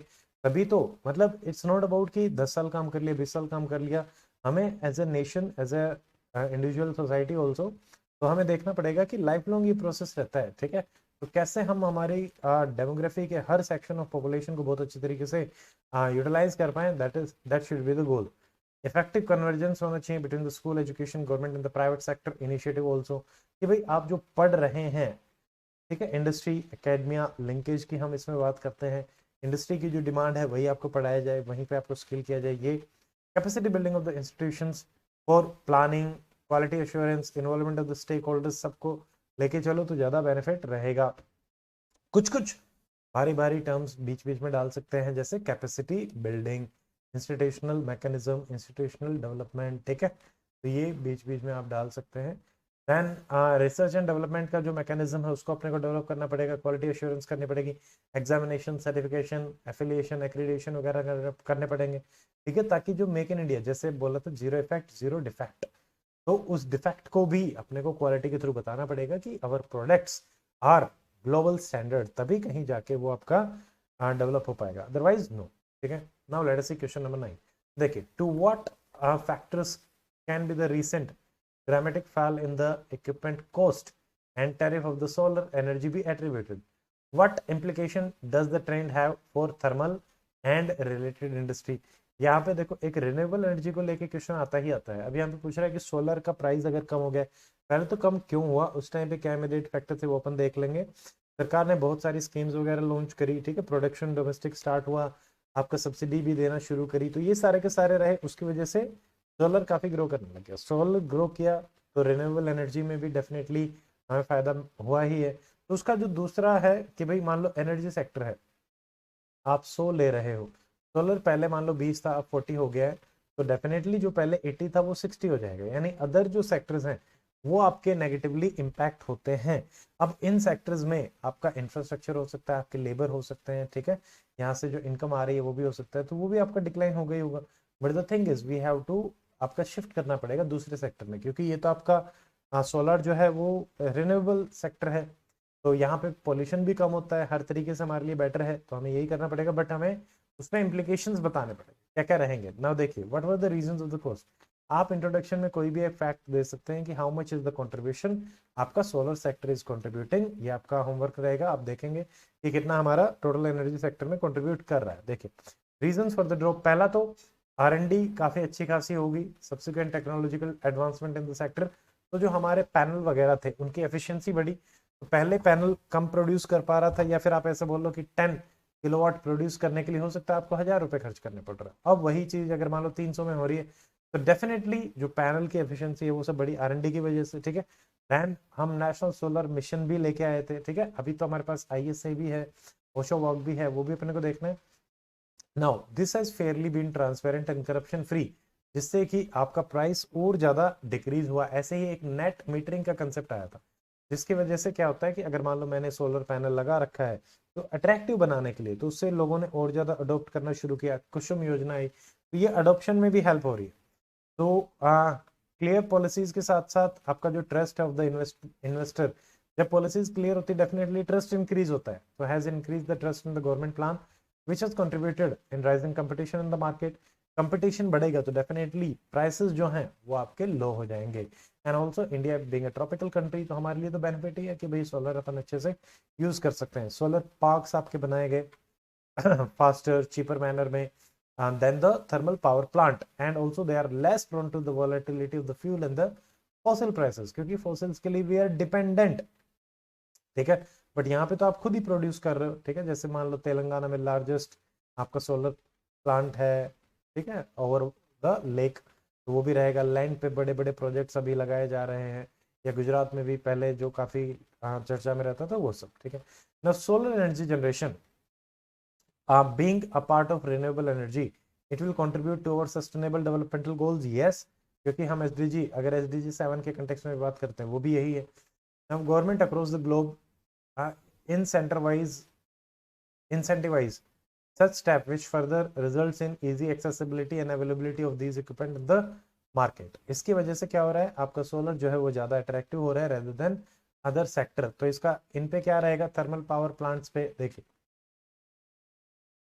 अभी, क्योंकि जो ऑलरेडी इंस्टॉल्ड हैं, अब दो तरीके के हैं, जो इंस्टॉल्ड हैं उन पे नुकसान रहेगा, और जो नए आने वाले थे उन पे भी। नए वाले तो चलो चले गए, उनकी जगह तो अपन सोलर ले आए, कोई बात नहीं। बट जो ऑलरेडी हैं उनका बहुत बड़ा जेस्टेशनल पीरियड होता है, मेंटेनेंस कॉस्ट बहुत हाई होती है, ठीक है, of the installed thermal plant. They have to be more competitive in price. अब मान लो एकदम से बंद कर दिया, तो इतना ज्यादा जो कैपिटल लगा हुआ है वो तो आपका चला गया, इतना ज्यादा जो लेबर लगा हुआ है वो चला गया, तो हमें अब मान लो वो नहीं कर पाए तो ठप ही हो जाएगा, बंद करना ही पड़ेगा एट द एंड। बट कैसे कंपिटिटिव रहे वो इसके लिए बहुत बड़ा चैलेंज है। So if there is a reduction in the fossil fuel price along with 16 equipment price, then thermal plant may remain competitive for the near future। कि यहाँ पे जैसे हमारे जो इक्विपमेंट प्राइसेस हैं सोलर के कंटेक्स्ट में, अगर हमें फॉसिल फ्यूल कम मिलता रहे तो हम रह भी जाएं। Next is availability of solar radiation, it is not equal also across all the region, and it is not an immediate threat to thermal plant producer, but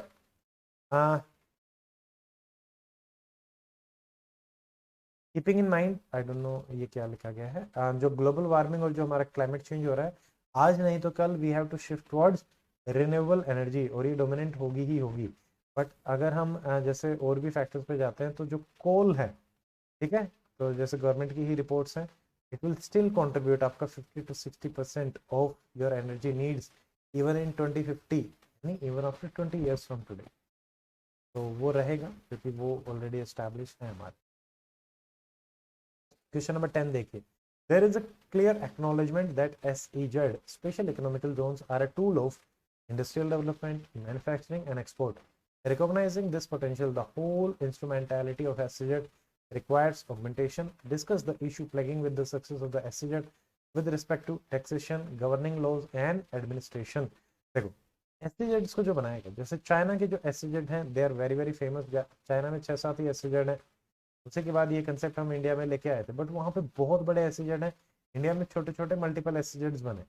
तो हमारे यहाँ पे even though we have try to provide, जैसे taxation relaxation दिए गए, laws वगैरह थोड़े से रिलैक्स करे गए, एडमिनिस्ट्रेशन थोड़ा सा फ्री उनका किया गया, तो वहाँ पे वो जनरली एक्सपोर्ट के लिए ही बनाए गए थे। सारे प्रोसेस जो हैं वो सिंप्लीफाई हैं, ठीक है, उतना कंप्लायंस का भी उनके साथ नहीं होता, लेबर लॉज भी थोड़े से रिलैक्स्ड है। तो डेफिनेटली वो तो है ही, बट कुछ इश्यूज चल रहे हैं, उनके बारे में ही अपने को डिस्कस करना है। पहले तो आप बता सकते हैं एसईजेड के बारे में, it is in geographical area where economical laws are different from a countries typical economical laws, reduce taxes होते हैं, टैरिफ होते हैं, ब्यूरोक्रेटिक बर्डन्स कम होते हैं, and the goal is to increase foreign investment and boost exports.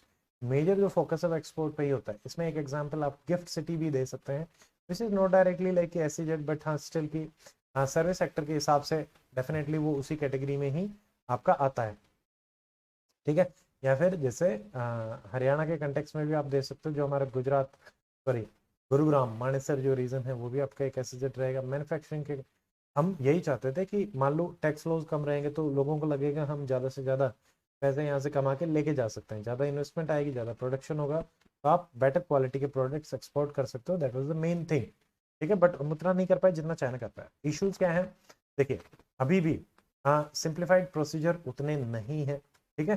तो हमें इसको सिंगल विंडो अप्रोच करने की आवश्यकता है कि मान लो अलग अलग जो कॉम्प्लेक्स प्रोसीजर है उनको एक ही विंडो हम प्रोवाइड करें। साथ साथ अपन डिस्कस करते हुए चलेंगे। प्रॉब्लम है लैंड एक्विजिशन की, क्योंकि हमारे पास काफ़ी strong land acquisition and rehabilitation act है, तो उसमें भी जो कंप्लायंसेस हैं जैसे कंसेंट है वो इतना इजीली नहीं मिल पाता स्पेशली प्राइवेट प्लेयर्स को। तो वहाँ पे अपन क्या कर सकते हैं, पीपीपी मॉडल पे बात कर सकते हैं, जो पिछले पेपर्स में भी अपन ने डिस्कस किया था।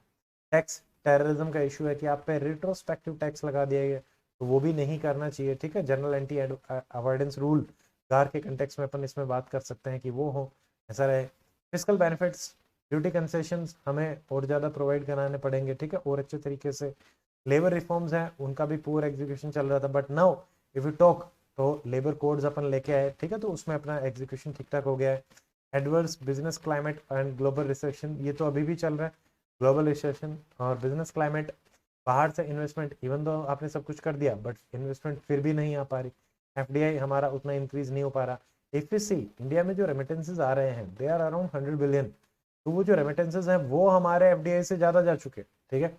एनवायरमेंटल क्लियरेंसेज, ये एक बहुत बड़ा मुद्दा है इंडिया में। मेजर मुद्दा है एनवायरमेंट, लेबर, लैंड, ठीक है, या फिर LEL कर लो, इसको कैसे ही कर लो, ठीक है। तो ये है, ये भी हम नहीं कर पा रहे अभी, बट इसमें दूसरा है कि काफ़ी चीज़ें इसमें रिलैक्स भी करी गई हैं, बट उससे दूसरा कंसर्न आपका राइज हो जाता है कि एनवायरमेंटल डिग्रेडेशन आपका होगा। Now lack of demand for the space in the SEZ भी बन गया बट लोग नहीं आ रहे। Change physical incentive regime for the SEZ also, अब कई बार उससे कंफ्यूजन भी क्रिएट हो जाता है, ठीक है, तो वो भी रहता है, but still we have tried कि हाँ SEZ काफ़ी हद तक तो देखो काफ़ी रहा भी है।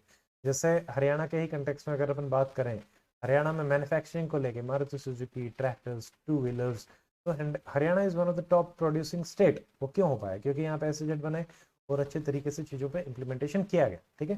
बाकी जो SEZ फेलियर है उसका अपने को देखना है, प्लस उनकी कनेक्टिविटी का अपने को देखना है, पोर्ट कनेक्टिविटी देखनी है, एविएशन कनेक्टिविटी देखनी है, कि भाई हम एक्सपोर्ट जो है अच्छे तरीके से कर पाए। नाउ अदर चैलेंजेस जैसे कि again acquisition of the agricultural land from the farmer, वहाँ पे मनी जो है जो पेड करी जा रही है डिस्प्रोपोर्शनेट है, not in lieu of the current land prices, ठीक है। देखो दोनों को अलग अलग चीज़ें लगती हैं, जो आपका फार्मर होता है उनको लगता है कि मार्केट प्राइसेस के हिसाब से हमें चीज़ें नहीं मिल रही, बट जो आपका इधर से पेमेंट करने वाला था उसको लगता है कि मार्केट प्राइसेस से ये 2 और 4 टाइम्स ज़्यादा पे करना पड़ रहा है, ठीक है। These are the thing. Sectoral biasness भी है, IT डोमिनेटेड हमारे पास SEZ ज़्यादा है, मैन्युफैक्चरिंग के भी हैं, multi product SEZ manufacturing they are rare, but agricultural और ये सब देख लो तो वो तो है ही नहीं, ठीक है। Majority of Jones they not have full occupancy also, वो भी गड़बड़ है। रीजनल बायस है, कुछ ही स्टेट्स हैं वहाँ पे ज़्यादा है, जैसे कि आपके 6 ही स्टेट्स में आंध्रा, महाराष्ट्र, गुजरात, तमिलनाडु, केरला, कर्नाटक में 90% ऑफ योर SEZ है। जैसे Tamil Nadu is also one of the major manufacturing hub, तो ये हमारे रहेंगे SEZ के, ये अपने इश्यूज हैं, ठीक है। अब इन्हीं पे सॉल्यूशंस के अपन ने बात कर ही ली है, तो इसी कंटेक्स्ट में आप अपना बता सकते हैं, ठीक है। तो now let us see question number 11। Okay, question number 11 में देखिए क्या कह रहा है कि what do you understand by standard positioning system and precision positioning system in the GPS era. Discuss the advantage India perceives from its ambitious IRNSS program employing just 7 satellite. क्योंकि नाविक और IRNSS जो अपना था उसी के कंटेक्स्ट में एक क्वेश्चन आपसे पूछा गया था, तो इसी में आप इंट्रोडक्शन में बता सकते हैं। पहले तो आपसे पूछा है कि ये है क्या, दोनों के आपको डेफिनेशन जो है वो देनी पड़ेगी, और उसके बाद अपन बाकी देशों के कंपैरिजन करते हुए इसके बता सकते हैं कि भाई जीपीएस क्या होता है, उसके क्या एडवांटेजेस हैं, और इंडिया ने अपना खुद का जो डेवलप कर लिया है उसके अपने क्या एडवांटेजेस हैं। स्पेशली क्योंकि हमने सेल्फ डेवलप किया है, इंडिजिनसली डेवलप किया है, दूसरे पर डिपेंडेंट नहीं रहना पड़ेगा, पूरी अपने इंडिपेंडेंस आ जाती है। आसपास के जो देश हैं उनको भी अपन सप्लाई कर सकते हैं शार्क में, या फिर एज ए लीडर भी एक ये रहता है कि हाँ भाई मतलब यू हैव द कैपेबिलिटीज, तो यू कैन लीड उस कंटेक्स में भी। स्पेस में काफ़ी कुछ चल ही रहा है, तो स्पेस के कंटेक्स में हमारी जो लीडरशिप है वो भी कहीं ना कहीं इससे अपना दबदबा दिखता है कि हाँ भाई स्पेस में India is doing really good. तो SPS standard positioning service and precision provisioning services, ये सर्विसेज होती हैं which are supplied from the net of the satellite of the system of GPS. ठीक है, अब इसमें एसपीएस जो है इट इज स्टैंडर्ड, मतलब उसमें उतना ज़्यादा प्रिसीजन नहीं है। It is used for civil uses, concurs to construct simple economical receivers and work on single frequency, जबकि पीपीएस है precision, it is for military use. अगर आप आईआरएनएसएस या नाविक अगर अपन देखेंगे तो इसमें दोनों ही टाइप की आपको सर्विसेज जो हैं वो प्रोवाइड कराई जाती हैं। तो हमारा मिलिट्री के लिए भी है नाविक, और सिविल यूज के लिए भी है, तो दोनों के लिए नाविक रहेगा। इसमें अब आईआरएनएसएस के बारे में आप बता सकते हैं कि इंडिजिनसली डेवलप्ड है, नेविगेशन सिस्टम है। नेविगेशन इज बेसिकली आप एक जगह से दूसरी जगह पे जा रहे हो तो रास्ते कौन से आएंगे, कैसे आएंगे, अब तो जीपीएस को के बारे में सबको पता ही है, एंड रियल टाइम में ये इन्फॉर्मेशन आपको प्रोवाइड कराता था। And positioning on the timing server over India and also 1500 kilometre around the India, यानी इंडिया की जो बाउंड्री है उससे 1500 किलोमीटर तक भी इसकी सर्विसेज रहेंगी, ऐसा है। ठीक है, now what is the advantage. सबसे पहले तो नेविगेशन में ही है कि भाई आपकी it provides time location coordinates, आप लैंड सी एयर फ्लीट कहीं पे भी हो तो मैनेजमेंट में हेल्प करेगा। मैनेजमेंट प्लस नेविगेशन हो गया, ट्रैफिक हो गया, उसको अगर आप बेटर तरीके से मैनेज कर पा रहे हो तो इकोनॉमी में भी डेफिनेटली उसका बेनिफिट मिलता ही है, स्मूथ हो जाता है। ठीक है, ज़्यादा डिलेज नहीं होते, तो ये सारी की सारी चीज़ें रहेंगी। ऑल्सो जैसे टैक्सी हैं, ट्रक कंपनीज हैं, उनको मॉनिटर करने के लिए whether driver is in the right path और नॉट, इसको जैसे अपन एक देखते हैं पीडीएस, आपने सुना होगा जो हमारा पब्लिक डिस्ट्रीब्यूशन सिस्टम है उसमें भी जीपीएस ऑगमेंटेड आपके ट्रक्स और इन सबको मॉनिटरिंग के लिए डाला गया है, तो वो भी हम इसमें डाल सकते हैं। जैसे नेक्स्ट क्या रहेगा, सैटेलाइट, फिर आपका मिसाइल हैं, बॉम्ब्स हैं, एयरक्राफ्ट हैं, उनको गाइड करने के लिए कि भाई किस कोऑर्डिनेट पे आपको पर्टिकुलर मिसाइल जो है वो भेजनी है, उसके लिए आ जाएगा। सेलफोन ऐप्स हैं जैसे कि मैपिंग के लिए, ड्राइविंग के लिए, हैकिंग के लिए, जंगल में, रिमोट एरिया में, तो वहाँ पे हम इसके यूटिलाइज कर सकते हैं। And troops can use satellite data, जो कि सिविल और मिलिट्री दोनों यूज के लिए अपना है ही। फॉरेस्ट डिपार्टमेंट जो है वो वाइल्ड लाइफ फायर है, या फिर एंडेंजर्ड जो आपके एनिमल्स हैं उनके कॉलर में आपने जीपीएस डाल दिया, उनको ट्रैकिंग में हेल्प कराएगा। ठीक है, इससे आपकी जैसे अगर आप देखें जो वाइल्ड लाइफ ट्रैफिकिंग है उसमें भी कहीं ना कहीं हम कंट्रोल कर सकते हैं। या फिर आप टाउन प्लानिंग में यूज कर सकते हो, कहाँ से स्ट्रीट जाएंगी, कैसे जाएंगी, कैसे बेस्ट से बेस्ट मैनेजमेंट हो सकता है। डिजास्टर मैनेजमेंट में भी कि मान लो साइक्लोन है आ रहा है, कहाँ पे फॉल करेगा, इस हिसाब से भी अपन कर सकते हैं। मैपिंग के लिए भी यूज कर सकते हैं। It provides synchronised time information also, इतने बजे इतना सब कुछ ये रहेगा। सिक्योरिटी में जैसे वार, नेवल फ्लीट वगैरह है उसके मैनेजमेंट में अपन यूज कर सकते हैं। एग्रीकल्चर में फार्म को मॉनिटर करने के लिए भी अपन इसको यूज कर सकते हैं। इंश्योरेंस वगैरह के कंपनसेशन के लिए भी हम कि भाई अच्छा इस जगह पे देखना है, मॉनिटरिंग करनी है। तो इसके साथ ऐसा नहीं है कि ये single handedly single use application रहेगा, इसके साथ और भी एप्लीकेशन हैं जिनको आप यूज करेंगे और उससे फिर आपका बेटर रिजल्ट आएगा। जैसे कि मान लो ड्रोन्स हैं, ड्रोन्स में आपने नेविगेशन वगैरह डाल दिया और प्रिसीजन आपने फोटोज वगैरह ले ली, तो ऐसे हम इसको मल्टीपल यूजेस के लिए कर सकते हैं, basically remote sensing and navigation के लिए। क्वेश्चन नंबर 12 देखिए, what are the areas of prohibited labour that can be substantially managed by robots, discuss the initiative that can propel the research and the premier research institute for substantive and the gainful innovation.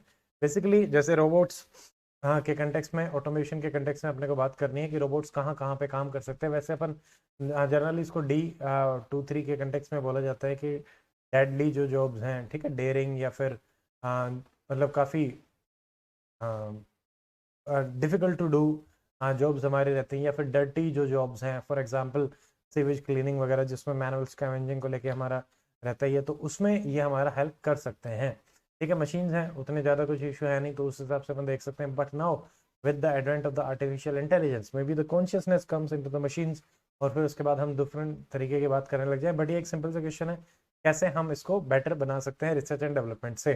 तो देखिए, अब जब भी इस type की बातें होती हैं, देखिए डिस्कस द इनिशिएटिव जो कि प्रोपेल कर सकते हैं रिसर्च को।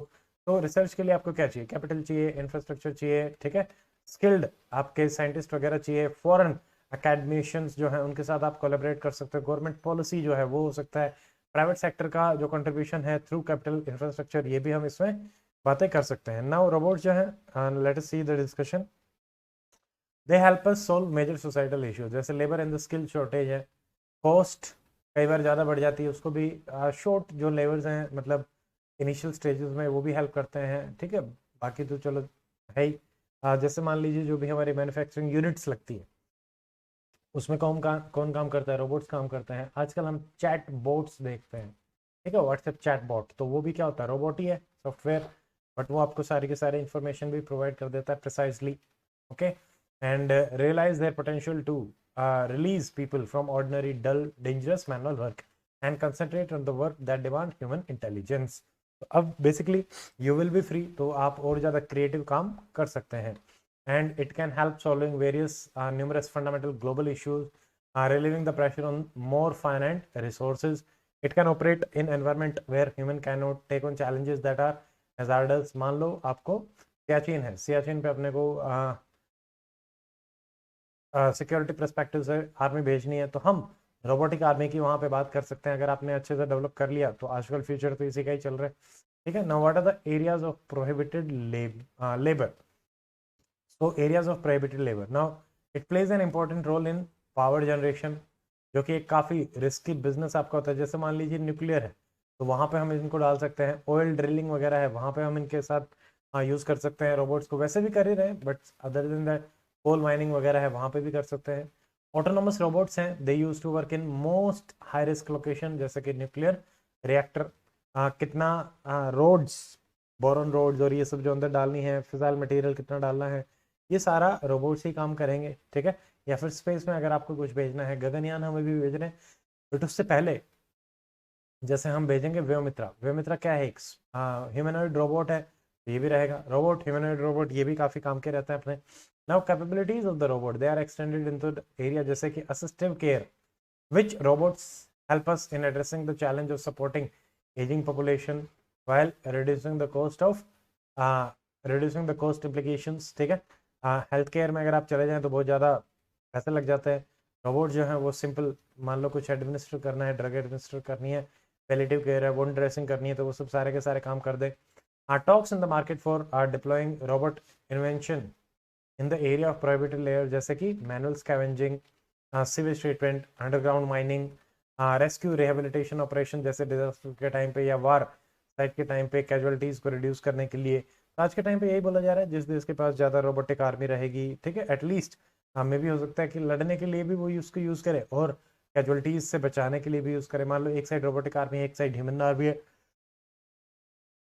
इसको भी अपने को देखना पड़ेगा कि आगे किस टाइप के आपकी जो वार्ड्स हैं वो अलाउ करे जाएंगे, किस टाइप के एग्रीमेंट्स अपने आगे आते हैं। ठीक है, नाउ जो इनिशिएटिव्स हैं, जैसे कि मान लीजिए incentivising innovation done at personal level, agribot, agriculture में जो रोबोट्स अपन कर रहे हैं उसके हिसाब से हो जाएगा।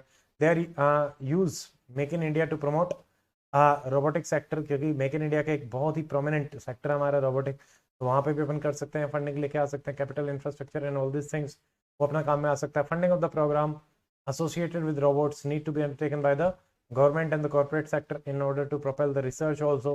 जितनी ज़्यादा आप रिसर्च करते जाएंगे आगे के लिए उतना ही बेनिफिट हमारे लिए होता जाएगा। अदरवाइज क्या है कि विद टाइम आपकी जो टेक्नोलॉजी है वो रिडेंडेंट हो जाती है, अब वो काम नहीं आएगी, तो what will you do?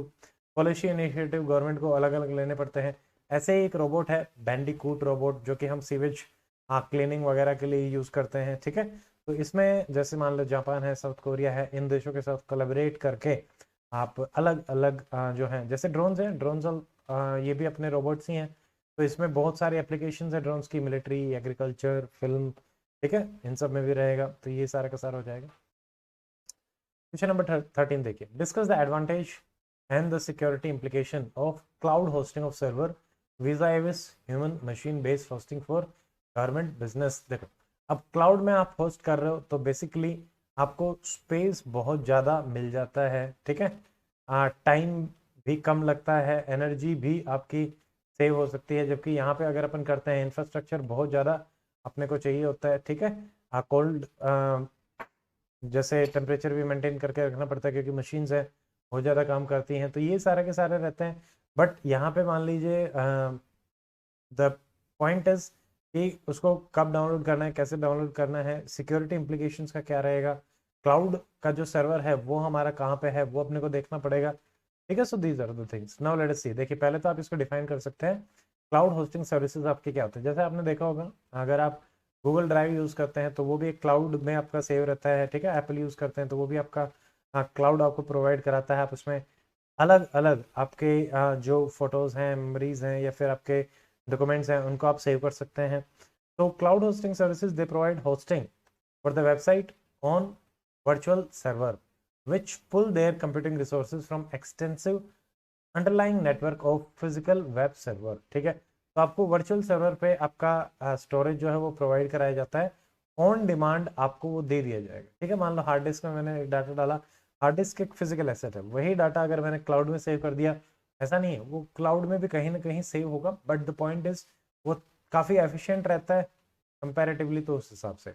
Now following the utility model of the computing available as a server rather than as a product, जैसे कि अपन ने हार्ड डिस्क वाला एग्जांपल देखा, तो वो एज ए सर्विस आपके लिए अवेलेबल रहता है, जैसे गूगल ड्राइव की सर्विस है, हम गूगल ड्राइव को एज ए सॉफ्टवेयर में ही डालते हैं, वो अपने लिए मतलब वो नहीं है, प्रोडक्ट नहीं है, हम खरीद नहीं रहे, वो सर्विस हो जाता है। Now what are the advantage? Number 1 is integration and compatibility is improve.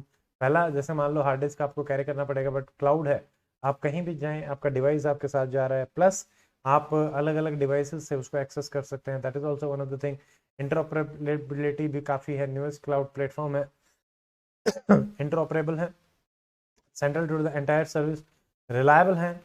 Core model जो है क्लाउड कंप्यूटिंग का वो ज़्यादा रिलायबल रहता है, मान लो फेलियर हो गया तो वो कहीं ना कहीं अपना सेव होता है, वो दोबारा से आ जाता है, ठीक है। मान लो गूगल ड्राइव आपके क्रैश कर गई, तो ऐसा नहीं होता कि हमें दोबारा से जो चीज़ें हैं वो सेव करनी पड़ेंगी, बट अपना काम चल जाता है, ठीक है। बट हार्ड डिस्क आपकी ख़राब होगी तो फिर आप उसको रिकवर करना, it's very very difficult task. तो ये है। अब इसमें जैसे overflow, time out, network failure के चांसेस कंपैरेटिवली कम रहते हैं, that is why multiple copies of data are maintain so that you lose any individual machine, the system continues to function, ये फायदा रहता है। कैपिटल ऑपरेटिंग एक्सपेंसेस यहाँ पे कम रहते हैं, जैसे अपन ने देखा, क्योंकि वहाँ पे इकोनॉमीज ऑफ स्केल है, बहुत सारे चीज़ों को मिलकर वो मेंटेन कर रहा है, तो उस हिसाब से it helps business to increase their efficiency also. जैसे मान लो गूगल ड्राइव है, उसका एक्सेस मैंने बहुत सारों को दे दिया, तो without carrying the hard disk to multiple of the humans, वो सारे के सारे वहां से देख सकते हैं, डाउनलोड कर सकते हैं, ऑल दिस थिंग्स, ठीक है। Innovation by allowing them to spend less time handling routine IT upgrades and focusing more time on product and the services, तो ये रहेगा। इकोनॉमीज ऑफ स्केल, जैसे अपन ने ऊपर भी बात करी थी, it helps companies to overcome the problem of substantive workloads by moving ownership and the management of the physical service asset to dedicated experienced managed service provider। तो पॉइंट इज वहाँ पे भी फिजिकल में आपका डाटा सेव रहेगा, but उसको अलग अलग तरीके से आप अलग अलग जगह सॉफ्टवेयर में यूटिलाइज कर सकते हैं, that is the thing. Now security implications क्या रहते हैं, जैसे कि मान लो आइडेंटिटी मैनेजमेंट, आपका बहुत सारा पर्सनल डाटा है, पर्सनल आइडेंटिटी है, तो उसको मैनेज करना, वो उनके पास रहता है, वो इन्फॉर्मेशन उनके पास रहती है, एक्सेस टू कंप्यूटर रिसोर्सेज हो सकता है, एप्लीकेशन डाटा एंड सर्विसेज हो सकता है, जिसको प्रॉपरली कंट्रोल करना पड़ेगा। मान लो फिशिंग, हैकिंग, इससे आपका जो कंप्यूटर का डाटा है वो किसी ने ले लिया, तो वो सारा का सारा डैमेज हो जाएगा, ठीक है। तो that is the thing. Now detection and forensic में, तो businesses they must separate legitimate illegitimate activities, तो greater chance of unauthorised access in the cloud also, ठीक है। तो मान लो आपने कुछ एक्टिविटीज सेव्ड हैं, आपके क्लाउड की एक्सेस मिल गई, तो वो सारी की सारी एक्टिविटीज वहां से ट्रांसफर हो सकती हैं, जैसे बिटकॉइन के केस में होता है। ठीक है, मान लीजिए बिटकॉइन की एक्सेस किसी को मिल गई, तो वो it's becomes very very difficult to trace कि भाई किसके पास गया, क्या गया। वो डाटा है, मान लो किसी को क्लाउड की एक्सेस मिल गई, वो डाटा डिलीट कर दिया आपका वहां से, तो वो रिकवर करना इट्स डिफिकल्ट अगेन, क्योंकि अब परमानेंट डिलीट कर दिया कुछ टाइम के लिए तो सर्वर में रह जाए, बट परमानेंट डिलीट हो गया तो कैसे उसको रिकवर करें, तो ये भी एक बहुत बड़ा टास्क हमारे पास हो जाता है। नेक्स्ट इज इंक्रिप्शन की अगर अपन बात करें, तो the code to protect your information assets since cloud based system, so it is shared by a variety of users also. ठीक है, तो कई बार क्योंकि जो कंपनी है जो मैनेज कर रही है उनको सारी की सारी एक्सेस तो होती है, तो इस तरीके से भी ये रहता है, तो ये सारे के सारे थोड़े मोटे इश्यूज हो जाएंगे जिनको आप देख सकते हैं। नाउ क्वेश्चन नंबर 14 देखिए, India's traditional knowledge digital library (TKDL), which has database containing formatted information on more than 2 million medicinal formulation, is proving a powerful weapon in the country's fight against erroneous patents. Discuss the pros and the cons of making the database available under open source licensing. देखो, अब basically पहले तो हमारे जो knowledge है, पुरानी जो knowledge थी, मान लीजिए कोई भी मेडिसिनल नॉलेज है, ए प्लांट है, बी सी, इनकी अलग अलग आपकी यूटिलिटीज हैं।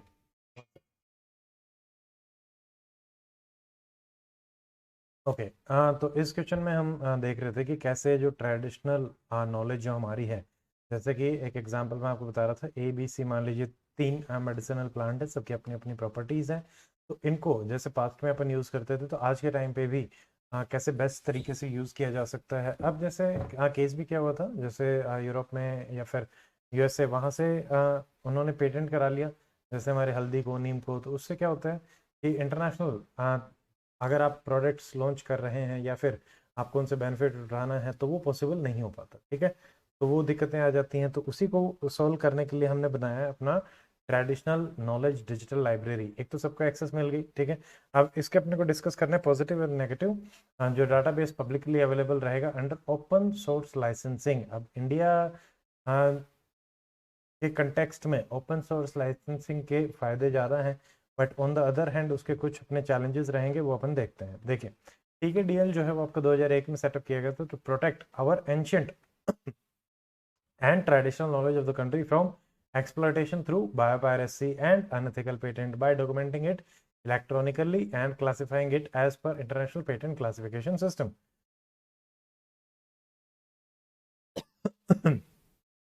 यहाँ पे एक हमने बनाया है नॉन पेटेंट डाटाबेस बनाया। It serves to foster modern research based on traditional knowledge as it simplifies access to its vast knowledge of the remedies in the practice. अब पहले क्या होता था, जिसने पेटेंट कराया उसी की ही एक्सेस है, उसी के पास ही वो चीज है।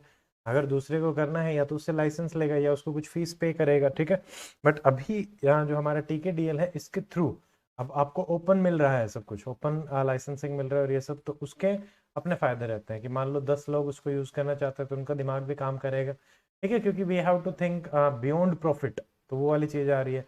Now what are the positives of this, देखिए, it works as integrated global piracy watch system. It allows for the monitoring of the patent application that seeks to patent Indian medicinal plant.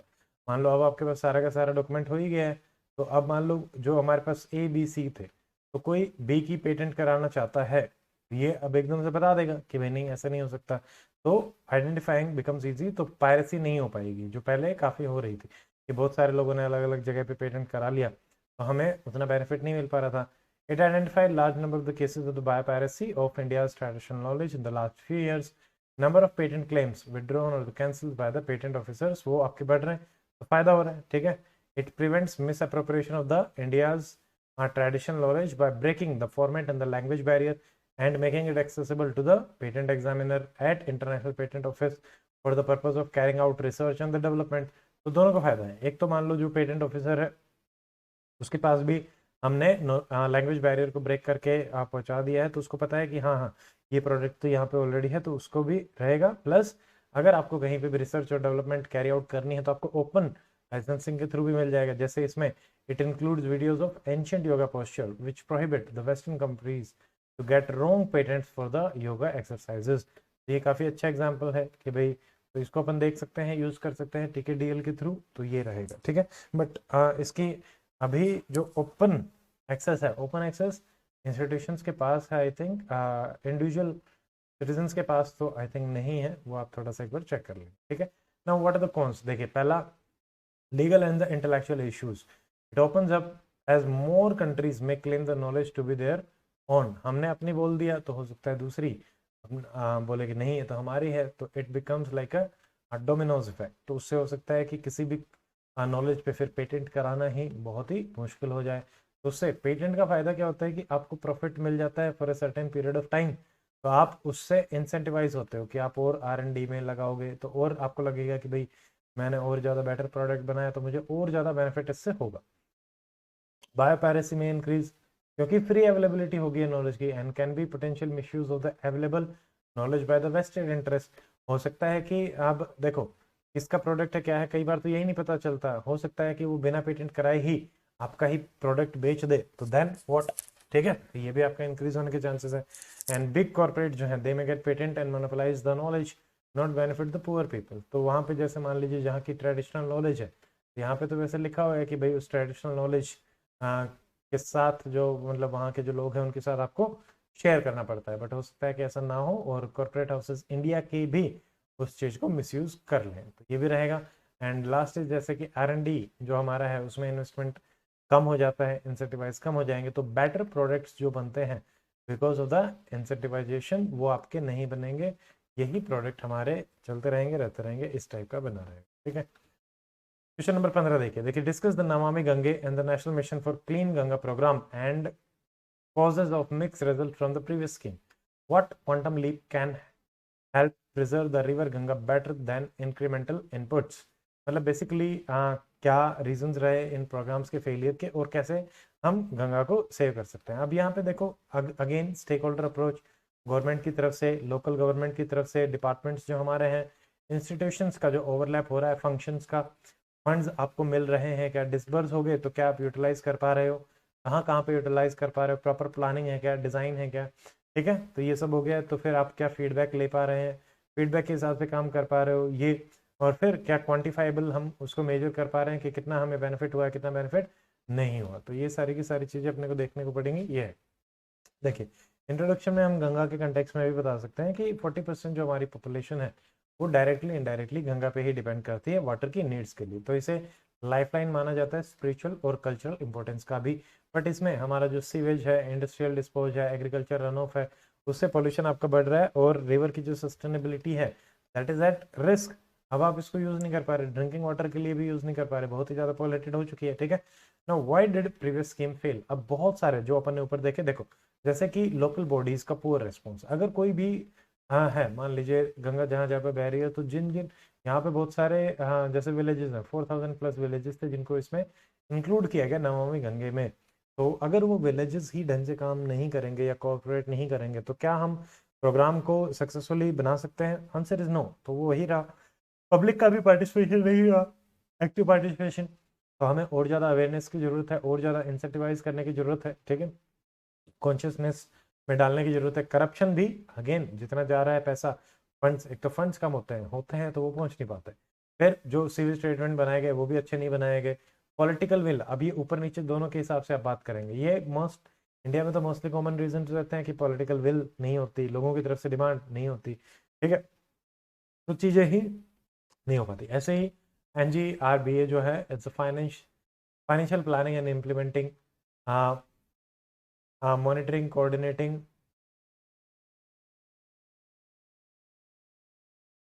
Sorry इसमें कुछ गड़बड़ है, हाँ ये basically financial planning करता है, implementation monitoring करता है, तो उतनी सक्सेस इसको नहीं मिल पाई, तो मॉनिटर ढंग से नहीं कर पा रहा, प्लानिंग ढंग से नहीं कर पा रहा, तो क्या रिसोर्सेज यूज हो पाएंगे, नो। तो हमने नमामि गंगे प्रोजेक्ट लॉन्च किया 2014 में कि भाई सारे के सारे जो एफर्ट्स हैं इनको इंटीग्रेट किया जा सके, मान लो डिस्क्रीट चल रहा है सब कुछ, जैसे कि मैंने बताया इंस्टीट्यूशनल ओवरलैप हो गया, अलग अलग इंस्टीट्यूट अलग अलग मिलके यहाँ पे काम कर रहे थे, बट फिर अकाउंटेबिलिटी नहीं थी, वो कहता है कि आपका काम है, आपका काम है, तो हमने इंटीग्रेट करके अब एक ही प्रोजेक्ट बनाया नमामि गंगे, उसमें ऊपर से नीचे सबको इंटीग्रेट किया गया, एक चेन बनाई गई और अकाउंटेबिलिटी भी इंश्योर करी गई। तो ये था to clean and protect river Ganga in a comprehensive manner. यहाँ पे एक हमने क्लीन गंगा फंड भी बनाया टू यूटिलाइज मनी, कि भाई जो भी स्कीम्स है प्रोजेक्ट्स हैं उनको कैसे किया जा सकता है, जैसे इंडस्ट्रियल वेस्ट है उसको कैसे क्लीन करना है, सीवेज वेस्ट है उसको ट्रीटमेंट कैसे करना है, वो सारे के सारे। तो यहाँ पे STP सीवेज ट्रीटमेंट प्लांट लगाए गए, सॉलिड वेस्ट मैनेजमेंट किया गया, इंडस्ट्रियल पोल्यूशन कंट्रोल किया गया, ठीक है, एंड रिवर फ्रंट का डेवलपमेंट किया गया ताकि टूरिज्म वगैरह भी हमारा बढ़ सके, वहां से भी जो पैसा है उसको भी हम रिवर की डेवलपमेंट में लगा सके। ऐसे ही गंगा ग्राम योजना जो मैं आपको बता रहा था कि मोर देन 4000 विलेजेस आपके इंटीग्रेट करे गए, गंगा प्रहरी बनाए गए, जो कि पहले प्रॉब्लम रहती थी कि भाई लोग जो है उतने अवेयर नहीं रहते थे, अब उनको डायरेक्टली रेस्पॉन्सिबिलिटी दी गई कि आप एज ए प्रहरी, ठीक है, अब आप इसका ध्यान रखेंगे, तो ये भी इसमें इंक्लूड हुआ। देन आपके ये सारे के थ्रू नमामि गंगे को एक कॉम्प्रिहेंसिव जो है तरीके से डील करने के लिए स्कीम को बनाया गया है। तो काफ़ी कुछ अचीवमेंट रही है, बट फिर भी उतना कुछ है। हाँ, नमामि गंगे का आपसे डायरेक्टली पूछा जा सकता है, तो उसके 5-6 फैक्ट अपने तैयार रखना कि भाई नमामि गंगे का एनालिसिस आप अच्छे तरीके से कर पाए। क्वेश्चन नंबर 16 देखिए, ये है disaster management. The frequency of the earthquake appears to have increased in the Indian subcontinent. However, India's preparedness for the mitigation and their impact has significant gap. Discuss various aspects. तो अब gap कहाँ कहाँ हो सकता है, देखो earthquake है तो प्रिपेयर्डनेस में, मिटिगेशन में, प्री अर्थक्वेक जो गैप्स हैं वो हो सकते हैं।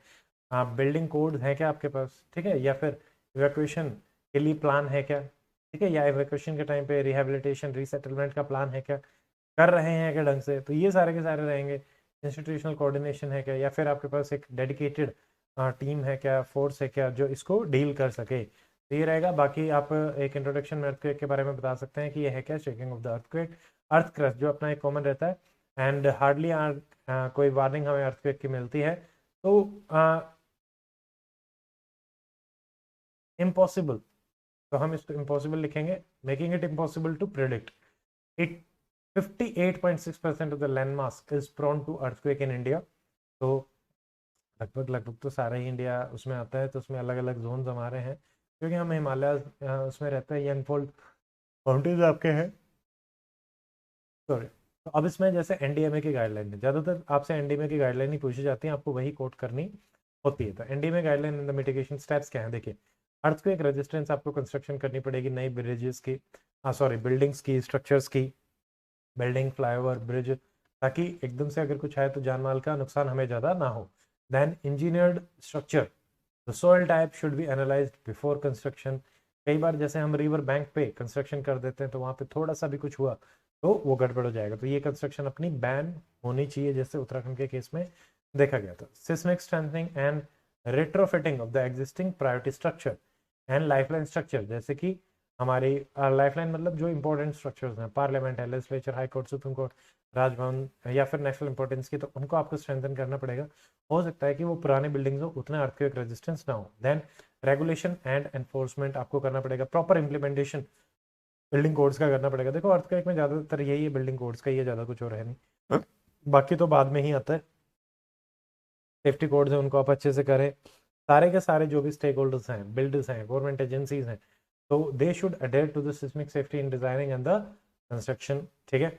And we have to we need to ensure कि जो अवेलेबल लॉज हैं, रेगुलेशंस हैं, they are at par with the global best practices and available guidelines, जैसे कि हमारे पास ह्योगो प्रोटोकॉल है, ठीक है, या फिर सेंडाई फ्रेमवर्क है, तो उसके अंदर भी आपको गाइडलाइंस मिलेंगी कि भाई अर्थक्वेक किए हैं, साइक्लोन किए हैं, तो हमें चाहिए कि हमारी वाली गाइडलाइंस भी उनके ही कंटेक्स्ट में या उनके पैरेलली ही रहें। या लोगों को अगर आपको मान लो अवेयर करना है प्रिपेयर्डनेस के बारे में, तो आपके पास हैंडबुक्स होनी चाहिए, मैनुअल्स होनी चाहिए, वीडियो फिल्म्स होनी चाहिए, जैसे होम ओनर्स हैं उनके पास, जनरल पब्लिक है, तो उनको सारी की सारी चीज़ें समझाया जाए कि मान लो अर्थक्वेक आ गया है, एकदम से वार्निंग हुई है, तो आपके पास बहुत कम टाइम होता है, तो उस कम टाइम में how do you have to respond, तो आप खुद से भी सोच के ये बना सकते हैं, ठीक है। And we have to create vulnerability map of the land areas also, ये कॉमन चीज़ें रहेंगी, ये किसी भी डिजास्टर में आपकी काम आएंगी। एनजीओज को यूज़ करो, वॉलंटरी ग्रुप्स को यूज़ करो टू फाइट द डिजास्टर, हमारे पास NDRF है, SDRF है, उनको यूज़ करो, ठीक है। फंड्स हैं, नेशनल डिजास्टर रेस्पॉन्स फंड है, ऐसे ही स्टेट का फंड है, तो उसको भी अपन यूज़ करें। इंडिया में चैलेंजेस क्या हैं, देखो स्ट्रक्चर बन गई अच्छी, सब कुछ बन गया अच्छा, बट ओवर इम्प्लीमेंटेशन हो रहा है रूल एंड रेगुलेशन का, इसीलिए तो देखने को मिल रहा है कि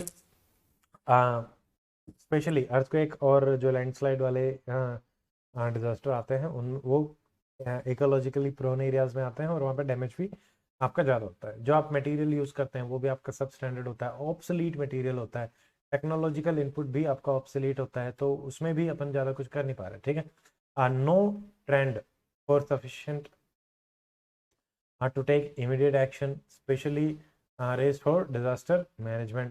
तो कि एकदम से मान लो कुछ हुआ तो जैसे डिलेड एक्शंस रहते हैं, डिलेड आपके रिस्पॉन्स रहते हैं, तो वो भी गड़बड़ रहती है।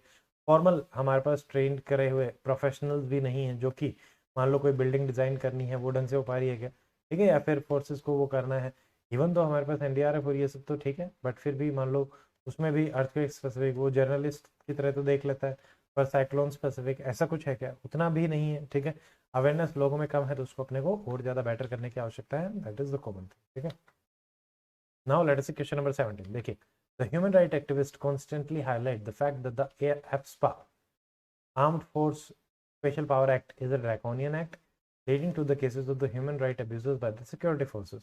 What sections of APSPA are opposed by the activists? Critically evaluate the requirement with reference to the view held by the apex court।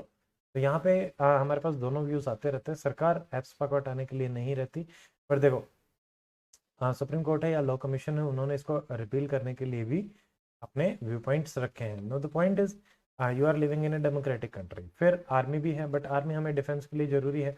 तो सेंसिटिव एरियाज में स्पेशली JNK है, नॉर्थ ईस्ट है, तो वहाँ पे आर्मी को भी थोड़ा सा प्रोटेक्ट होकर काम करना पड़ता है, अदरवाइज उनकी फंक्शनिंग भी बहुत ज़्यादा डिफिकल्ट हो जाए। और बट सिटीजन्स के हिसाब से भी अपने को सोचना पड़ेगा, अगर मिसयूज किया जा रहा है तो डेफिनेटली वहाँ पे तो अपने लिए एक बहुत बड़ा कंसर्न है, तो अपने को वो तो अच्छे तरीके से डील करना ही पड़ेगा। वहाँ तो जुडिशियल इंक्वायरीज भी होती हैं, सब कुछ होता है, एक्शंस भी लिए जाते हैं। बट अब प्रिवेंटिव एस्पेक्ट से अगर अपन देखें, अगर आपने एप्सपा को हटा ही दिया तो हो सकता है वैसे एक्ट हो ही ना, वो एक अच्छी चीज भी है। But on the other hand कि भाई जो पावर्स इनको यहाँ पे मिली हुई है, ठीक है, या फिर जो इम्यूनिटी मिली हुई है, उस इम्यूनिटी की वजह से दे बिकम लिटिल, ऐसा बोल सकते हैं कि ड्यूटी करने के लिए केयरलेस होता है। ठीक है, तो समटाइम्स मान लो कि एक ऐसा बोला जाता है कि abuse of the law does not guarantee कि उस लॉ को रिपील ही किया जाए, उसकी यूटिलिटीज भी जो है वो भी अपने को देखने पड़े। तो एक बैलेंस सा व्यू पॉइंट आपको रखना पड़ेगा। अब इसके बारे में अपन बात कर लेते हैं। जैसे एप्सपा जो है ये आपके पार्लियामेंट में पास किया गया था for providing special powers to the Indian armed forces and to provide army officers and the jawan legal immunity for their action in disturbed area. तो इसको एनेक्ट किया गया 1958 में नागा इंसर्जेंसी के केस में। एंड इसको माना जाता है it is in stark violation to the article 14 जो राइट टू इक्वालिटी है, राइट टू लाइफ है 21 और 22। ठीक है, बट देखो अब ये जो है इसमें इन्होंने क्या दे रखा है कि अगर आपको कोई रेड करनी है तो आप ओपन रेड कर सकते हैं, विदाउट वार्निंग भी आप फायर कर सकते हैं if you think that has to be done. ठीक है, या फिर जो हम दफ़ा 144 की बात करते हैं तो वो इनके यहाँ पे रहती है ऑलमोस्ट कि भाई एप्सपा लगा हुआ है तो वो माना जाएगा। ठीक है, होम मिनिस्ट्री इनको जनरली देख रही होती है, मॉनिटर कर रही होती है, तो स्टेट का भी कंटेक्स्ट ये रहता है उतना, स्टेट भी डिफाइन नहीं कर पाता। लॉ एंड ऑर्डर अगर हम देखें जैसे स्टेट का मैटर हो जाता है, बट यहाँ पे फिर आर्म्ड फोर्सेज आ जाती हैं, तो वो भी एक टसल जो है वो चलता रहता है। देखिए इसके जो कंट्रोवर्शियल सेक्शन है, जैसे under section 4 any officer of the army can shoot to kill in case of commission और सस्पेशन ऑफ द ऑफेंस। अब यहाँ पे ये सबसे कंट्रोवर्शियल, कमीशन में तो ठीक है, बट सस्पेशन पे भी ऐसा कर सकते हैं of such as acting in contravention of any law और order for the time being in force in the disturbed area. तो यहाँ पे डिस्टर्ब एरिया आपके डिक्लेयर करे जाते हैं, उसी में ये लागू रहता है, ऐसा नहीं है कि सब जगह। And are like prohibiting the assembly of 5 people, जैसा हमने बात करी 144 के कंटेक्स्ट में रहता है। वेपन कैरी नहीं कर सकते, और carrying anything which is capable of being used as a firearm और एमुनेशन, तो आप पे ओपन फायर किया जा सकता है। स्पेकुलेशन में भी, ठीक है, to justify the invocation of this provision the officer need only to be in the opinion that it is necessary to do so for the maintenance of public order and only give such due warning as he may consider necessary। everything is left to the whims and the fancy of the officer के complete description पे है कब declare करना है, क्या declare करना है। तो वो काफी कंट्रोवर्शियल चीज हो जाती है। ठीक है, तो ये है। फिर no level of proportionality in the use of force and the offense as even unlawful gathering can suspect to be a unlawful one। अब मान लो कुछ लोग हैं लॉफुल गैदर्ड हैं, बट उनको अनलॉफुल करके आप उन पे शूट कर दो, तो ऐसा भी देखने को मिलता है। ठीक है, इसके अगेंस्ट में एक नेकेड परेड भी हुई थी, आई थिंक मणिपुर में या नागालैंड में। फीमेल्स दे केम आउट कि भाई फीमेल्स जो चिल्ड्रन हैं या फिर रेप कर दिया जाता है, ऐसे केसेस भी बाहर आए थे। ठीक है, और शूटिंग के भी केसेस बाहर आए थे उसी के अगेंस्ट। नाउ ऐसे ही सेक्शन 5 है that states that after the military have arrested someone under the AFSPA must hand that person over to the nearest police station with the least possible delay. अब जो least possible delay है, it is conveniently left undefined and the armed forces at full liberty to exercise their discretion. तो ये भी गड़बड़, यानी description जहाँ पे ज़्यादा दिया जाता है। देखो M8D की अपन बात करते हैं, मोनोपोली यहाँ पे है, अकाउंटेबिलिटी कम है, डिस्क्रिप्शन ज़्यादा है, तो वहाँ पे चांसेस होते हैं मिसयूज होने के। ठीक है, Section 6 है, it provides immunity to the armed forces at it states that no legal proceeding can be brought against any member of the armed forces acting under the AFSPA without the permission of the central government, जो कि हमने देखा home ministry. तो वहां तक तो मामला ही पहुंचना बहुत डिफिकल्ट हो जाता है। तो ये सारे के सारे इश्यूज है, इसलिए अपना गड़बड़ चल रहा है। क्वेश्चन नंबर 18 देखते हैं। देखिए, religious indoctrination via social media has resulted in India's youth joining ISIS.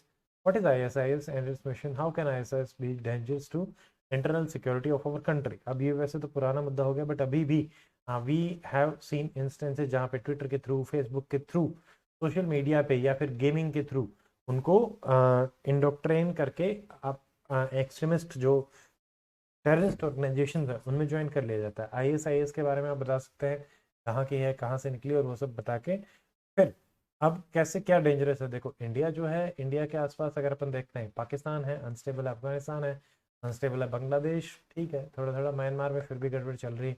तो यहाँ से कई बार आपका क्या है कि इंसर्जेंसी होने के चांसेस रहते हैं, तो हमारी इंटरनल सिक्योरिटी के लिए भी ये एक बहुत बड़ा इशू हो जाता है। और अगर हमारा ही यूथ वहाँ पे जाके ट्रेन होगा तो डेफिनेटली वो आराम से आएगा और उन्हीं के प्रोपेगेंडा को यहाँ पे करेगा, और security again becomes a major issue. तो यहाँ पे इंटेलिजेंस जो एजेंसीज हैं उनके लिए काफ़ी बड़ा चैलेंज रहता है, उनको भी देखना पड़ेगा। ठीक है, फिर जैसे मान लो कोऑर्डिनेशन है अलग अलग इंडस्ट्रीज सॉरी एजेंसीज में, वो भी अपने को देखना पड़ेगा। ठीक है, इसमें RBI भी आ जाएगा, क्योंकि कई बार आपका जैसे अकाउंट में पैसा आता है तो वो भी ट्रांसफ़र किया जाता है, फैमिली मेम्बर्स को ट्रांसफ़र किया जाता है, तो थोड़ा सा मॉनिटरिंग ईजी हो जाता है। तो first you have to tell what is ISIS। तो it is an jihadist militant group that adheres to the Islamic fundamentalist।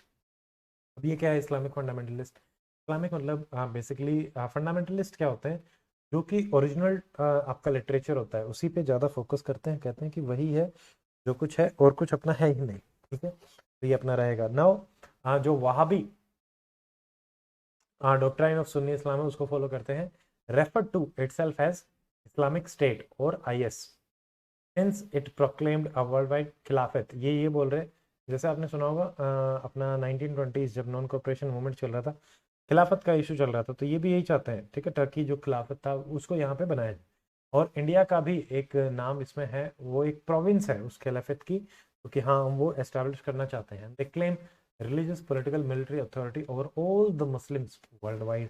Now India के लिए क्या थ्रेट है? First of all if you see our Muslim population world की 3rd largest है, तो ये काफ़ी वरिंग फैक्ट है कि भाई थोड़ा सा तो अटैचमेंट उस तरीके से हो जाता है, बट हमारे यहाँ पे उतना देखने को नहीं मिला है। Majority of our population is aware कि कैसे इन चीज़ों को मिसयूज किया जाता है। बट देखिए, अब इतनी बड़ी पॉपुलेशन है तो थोड़े मोड़े इंस्टेंसेस तो अपने को देखने को मिलेंगे, but that is not like related to religion, that is more related to there are other factors also, social, economical, political factors also, which forces a person to get into that trap जिसकी अपन बात कर रहे हैं। तो ये एक worrying fact है कि majority are Sunni also and they are easy targets by the ISIS, क्योंकि कहीं ना कहीं इमोशनल एक कॉमनैलिटीज आ जाती हैं, पुअर इकोनॉमिकल कंडीशंस हैं मुस्लिम्स ऑफ द इंडिया की।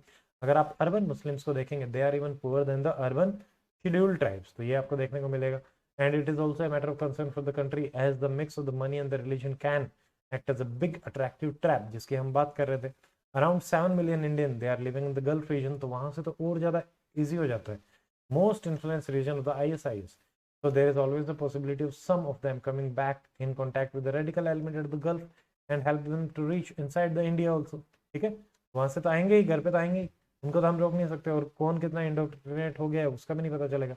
एंड ISIS ग्रुप जो है, it has mastered the art of exploiting social media and the internet and employed simple yet powerful message to attract the fighters and the supporters from across the world, because दोनों तरीके के instances अपने को देखने को मिलते हैं, ठीक है। तो उनको सिर्फ एक जो साइड है वो दिखाई जाती है और उसके बाद it becomes easy to manipulate them. Now ISIS है, it can become the fulcrum of terrorism against India also. अभी तक तो पाकिस्तान में ही चल रहा था, अफगानिस्तान और इनको भी अपना टेरर बेस बना के भी वहां से काम किया जा सकता है। So thereby focusing the combined energy of different group under its umbrella, और भी जो जिहादिस्ट ग्रुप हैं या फिर टेररिस्ट ग्रुप है वो हो सकता है, अब उनको एक मिल सकता है। बट अभी तो देखो ISIS उतना रेलेवेंट रहा नहीं, बट हम उसके हिसाब से भी बात कर रहे हैं। ISIS can be supported by the Pakistan inter ISI, जिसके बारे में हम बात करते हैं, इंटर सर्विस इंटेलिजेंस, जो कि पाकिस्तान में तो मिलिट्री ही गवर्नमेंट है, ठीक है, उसी के हिसाब से चलता है, वही अपना देखते हैं। Providing it a well established intelligence in the logistic network, उनके बाद आपस में ही एक सिम्बायोटिक रिलेशनशिप जो है वो क्रिएट हो जाएगी। तो ये सारे के सारे हैं इस तरीके से, ठीक है। ये उनका हो गया मिशन, सारा का सारा बनाना, ये अपन ने देख लिया। एंड इंटरनल सिक्योरिटी के लिए, क्योंकि पाकिस्तान अपने नेबर है, वहाँ से इजीली आ सकते हैं, और फिर अगर माइग्रेट होके भी जो आ रहे हैं भी अपने लिए काफ़ी कंसर्न बन सकते हैं। Now let us see question number 19। देखिए, the persisting drivers of the government for deployment of the large industries in the backward area have resulted in isolating the tribal population and the farmers who face multiple displacement. While Malkagiri and the Naxalbari discuss the corrective strategies needed to win left-wing extremist doctrine affected citizen back into the mainstream of the socio-economical growth. ये question UPSC में लगभग हर साल आया है। Left wing extremism क्या कारण है, उसकी हिस्ट्री आपको पता होना चाहिए, और कैसे उसके अपने सॉल्यूशंस हो सकते हैं। तो सॉल्यूशन तो हमेशा मल्टी प्रोंग्ड ही रहेंगे, ठीक है। अब देखो हुआ क्या, हिस्टोरिकल अगर अपन फैक्टर्स की बात करें तो tribal areas mineral rich area है, वहाँ पे पहले ब्रिटिशर्स आए, उन्होंने एक्सप्लॉइट किया, एंड लेटर ऑन स्टेट ने भी एक्सप्लॉइट किया आफ्टर इंडिपेंडेंस। मोर देन 40% आपके जो डिस्प्लेस्ड पीपल हैं दे आर ट्राइबल्स। अब उनको ना ही रिहेबिलिटेट किया जाता, ना रिसेटल किया जाता, ना एम्प्लॉयमेंट दिया जाता, तो where would they go?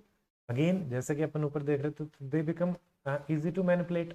Manipulate क्या मतलब, दे आर मतलब ग्रीवियसली एग्रीव्ड, तो उनके लिए तो बहुत दुख की बात है। वो अब करें क्या, उनका लैंड छीन चुकी है, घर छीन चुका है, तो दे पिकअप आर्म्स इजिली, जैसे नॉर्थ ईस्ट और बॉर्डर एरिया से उनके पास आ जाती हैं। चाइना भी सपोर्ट करता है, तो वहां से भी एक एंगल आपका बनता है। तो अब इनमें ये हुआ, वहां पे फिर कम्युनिस्ट की जो फिलोसफी थी वो काफ़ी ग्रो कर रही थी उस टाइम पे, जिस टाइम पे ये मूवमेंट आपका था, सिंस आफ्टर इंडिपेंडेंस भी ये चल ही रहा था। तो उन्हें क्या लगता था कि जो लैंड है, लैंड टिलर के पास होनी चाहिए। तो जब उनकी लैंड ली गई और इकोनॉमिकल डेवलपमेंट ऑल्सो, तो उसके पीछे भी यही बताया गया कि आपका ये जो लैंड ली जा रही है ये बहुत गलत है, गवर्नमेंट को कोई हक नहीं है, ठीक है, या फिर लैंडलॉर्ड उसका मिसयूज करते थे। तो उसके बाद धीरे धीरे ये मूवमेंट ग्रो करने लग गया, और पॉलिटिकल पार्टीज भी इस पे बनी हुई हैं कम्युनिस्ट फिलोसफी की। बट कुछ पार्टीज जो ज़्यादा ही नक्सलाइट मूवमेंट को सपोर्ट करती थी, they have been declared illegal also. देखिए, अब यहाँ पे अगेन जो मेरे लिए डेवलपमेंट है वो आपके लिए डेवलपमेंट हो या ना हो, मॉडर्नाइजेशन है वो आपके लिए होना हो या ना हो, तो these are the subjective things, ठीक है। तो उसके बारे में हम थोड़ा सा रह जाते हैं। बट एज अ कंट्री जब हम बात करते हैं तो we have to think about the resources जिसको कंट्री के लिए यूज किया जा सके। But on the other hand we have to also keep in mind कि जो हमारे दूसरे या मतलब जो वीकर सेक्शन है, तो उनको भी अपने को पूरा सपोर्ट करना पड़ेगा। Otherwise what is the point of being such a big democratic country जहाँ पे एक सेक्शन एक्सप्लॉइट हो रहा है दूसरे सेक्शन के बेनिफिट के लिए। नाउ लेट्स से देखिए, development it is viewed as an inevitable step towards modernization and economical growth in India. However, for those who are displaced due to development, the end result is most often loss of livelihood and impoverishment. ठीक है, अब उनको तो कुछ नहीं मिल पा रहा। Indian government repeatedly failed to deliver its services, maintaining law and order, social infrastructure of health, education नहीं प्रोवाइड करा पाए, and relief during the epidemic and the disaster in the remote areas also. तो अगर मान लो इस type का कुछ करती गवर्नमेंट, अगर कर पाती तो उनके लिए ट्रस्ट डेवलप होता कि भाई गवर्नमेंट हमारा ध्यान रखती, बट नहीं कर पाए। तो the places like Naxalbari, Malkangiri, they became breeding ground of Naxalism, तो दे एस्टैब्लिश देयर बेसिस ऑल्सो। तो यहाँ पे अपन बता सकते हैं, देखिए, तो जो बिलीफ है of the government of India through a holistic approach focusing on the development and the security related intervention. तो लेफ्ट विंग एक्सट्रीमिज्म की जो प्रॉब्लम है उसको सक्सेसफुली टैकल किया जा सकता है। यहाँ पे अलग अलग अपने आते हैं, जैसे कोबरा फोर्सेस भी अपन ने बनाए, ठीक है, एक समाधान करके भी इसका वो सॉल्यूशन दिया गया था मिनिस्ट्री ऑफ होम अफेयर्स के द्वारा कुछ साल पहले, तो ये भी आप इसमें बता सकते हैं। तो अगर अपन देखें, देखिए, it is clear that the Maoist do not want root causes जैसे कि अंडर डेवलपमेंट है to be addressed in a meaningful manner since they resort to the targeting schools, building roads, railway, bridge, health infrastructure, communication facilities also, ठीक है। अब यहाँ पे political interest जो है वो वेस्टेड हो चुके हैं। पहले हो सकता है कि जब ये मूवमेंट आपका शुरू हुआ था तब there were genuine interest of common people, but अब क्या है कि इनकी वजह से अब nobody wants this problem to be solve, क्योंकि अगर ये प्रॉब्लम सोल्व होगी तब ज़्यादा दिक्कत हो जाएगी, तो गवर्नमेंट के लिए और ज़्यादा डिफिकल्टीज आपकी बढ़ रही हैं। तो the process of the development जो है it setbacks decades in many part of the country under LWE influence. क्या स्ट्रैटेजीज हो सकते हैं? देखो, आप इसमें बहुत सारी बातें कर सकते हो। इंटेलिजेंस है वो गैदर करो, ठीक है, कहाँ कहाँ पे क्या क्या इनके ऑपरेशंस चल रहे हैं, ट्रेनिंग चल रही है, उनको पकड़ा जाए, ठीक है। या फिर आप एक और हम बात करते हैं कि जो सरेंडर करते हैं उसको थोड़ा सा और ल्यूक्रेटिव बनाया जाए, ठीक है। तो काफ़ी सरेंडर्स देखने को भी मिले हैं। फिर उनको ऐसा नहीं है कि उनके साथ बैड ट्रीटमेंट किया जाए, उनको अपॉर्चुनिटीज दी जाए to grow, to involve, to participate in inclusive development. बाकी सारा आपका सोशल डेवलपमेंट रहेगा, इकोनॉमिकल डेवलपमेंट रहेगा, इंफ्रास्ट्रक्चर डेवलप करो, स्कूल डेवलप करो, हॉस्पिटल डेवलप करो, ताकि ज़्यादा से ज़्यादा जो इंटीग्रेशन है वो सोसाइटी में करा जा सके। जो एलियनेशन की फीलिंग है, we have to not only like physically integrate them but also emotionally integrate them. तो ये सारा का सारा करना पड़ेगा, तभी in a longer run we can see कि LWE की जो प्रॉब्लम है उसका अपन सॉल्यूशन देख सकते हैं। तो स्ट्रैटेजीज अगर अपन देखें, देखिए, government take some initiative for the people affecting by this type of ideology by giving them benefit of development, removing poverty, ensuring fair share in the social infrastructure and economical development, better communication होना चाहिए and connectivity to the modern education and the employment, paving way in this direction, ठीक है। अगर ये नहीं होगा तो अपन नहीं कर पाएंगे, that is the basic thing, and needs to be recognized by the civil society and the media to build pressure on the Maoists to eschew violence, join the mainstream, and recognize the fact that the socio-economical, political dynamics and aspiration of the 21st century India are far removed from the Maoist world view। तो जो पहले सब कुछ चल रहा था, अभी मतलब वो जो वर्ल्ड व्यू है वो क्या बताता है कि आपकी जो गवर्नमेंट है they are always anti government, but अब ऐसा नहीं है कि गवर्नमेंट ऑलवेज एंटी गवर्नमेंट ही, मतलब एंटी पीपल ही हो, ठीक है। तो प्रो पीपल गवर्नमेंट भी हमारी है, गवर्नमेंट डेवलपमेंट के लिए तो काम कर रही है। चैलेंजेस डेफिनेटली हैं ही, उन्हीं चैलेंजेस को अपने को एड्रेस करके ही आगे बढ़ना है, ठीक है। तो overall as a country we are growing, ठीक है, बट हाँ, कुछ जो वीकर सेक्शन है उनको अपने को साथ लेके चलना पड़ेगा, अदरवाइज ये जो प्रॉब्लम्स हैं ये और ज़्यादा डिफिकल्ट टू सॉल्व होती जाएगी। Now, last question of this paper, question number 20. Consider the threat cyberspace poses for the country. India needs a digital armed force to prevent crimes. Critically evaluate the National Cybersecurity Policy 2013, outlining the challenges perceived in the effective implementation. तो cyber security in itself हमारा एक बहुत important topic रहता है। इसमें बार बार सवाल आपके आते ही हैं, क्योंकि आज के टाइम पे everything has been integrated with the internet. Internet ही साइबर सिक्योरिटी का आपका रहेगा। आपका हॉस्पिटल्स हैं, ठीक है, आपके रेलवेज हैं, एविएशन है, सब कुछ तो लिंक्ड है। मान लो एक को हैक कर लिया तो बहुत ज़्यादा डैमेज किया जा सकता है। हम क्रिटिकल इंफ्रास्ट्रक्चर की भी बात करते हैं, ठीक है, या फिर हमारे पास सर्ट इन है, कंप्यूटर इमरजेंसी रिस्पॉन्स टीम, तो वो भी कहीं ना कहीं इन सब चीज़ों को प्रिवेंट करने के लिए काम कर रही है। तो इसके बारे में अपन देख लेते हैं। जैसे जो हमारा फील्ड है cyber field, IT expose the user to a huge data bank of information regarding everything and anything, and added a new dimension to crime, left the sensitive and the often secret information at the risk of exposure। अगर आपकी जो missile information, nuclear information, ठीक है, even though we try to be as safe as possible, but मान लो बाहर चली जाए तो वो मिसयूज हो सकती है। डेफिनेटली ऐसा किया भी गया है, काफ़ी केसेस में देखा भी गया है, ठीक है। नॉर्थ कोरिया, ईरान के केस में भी देखा गया था। Cyber security it means securing the cyber space from attack and economical espionage, economical मान लो आपसे पैसे वैसे हटने लगे तो उन सब से बचाने के लिए।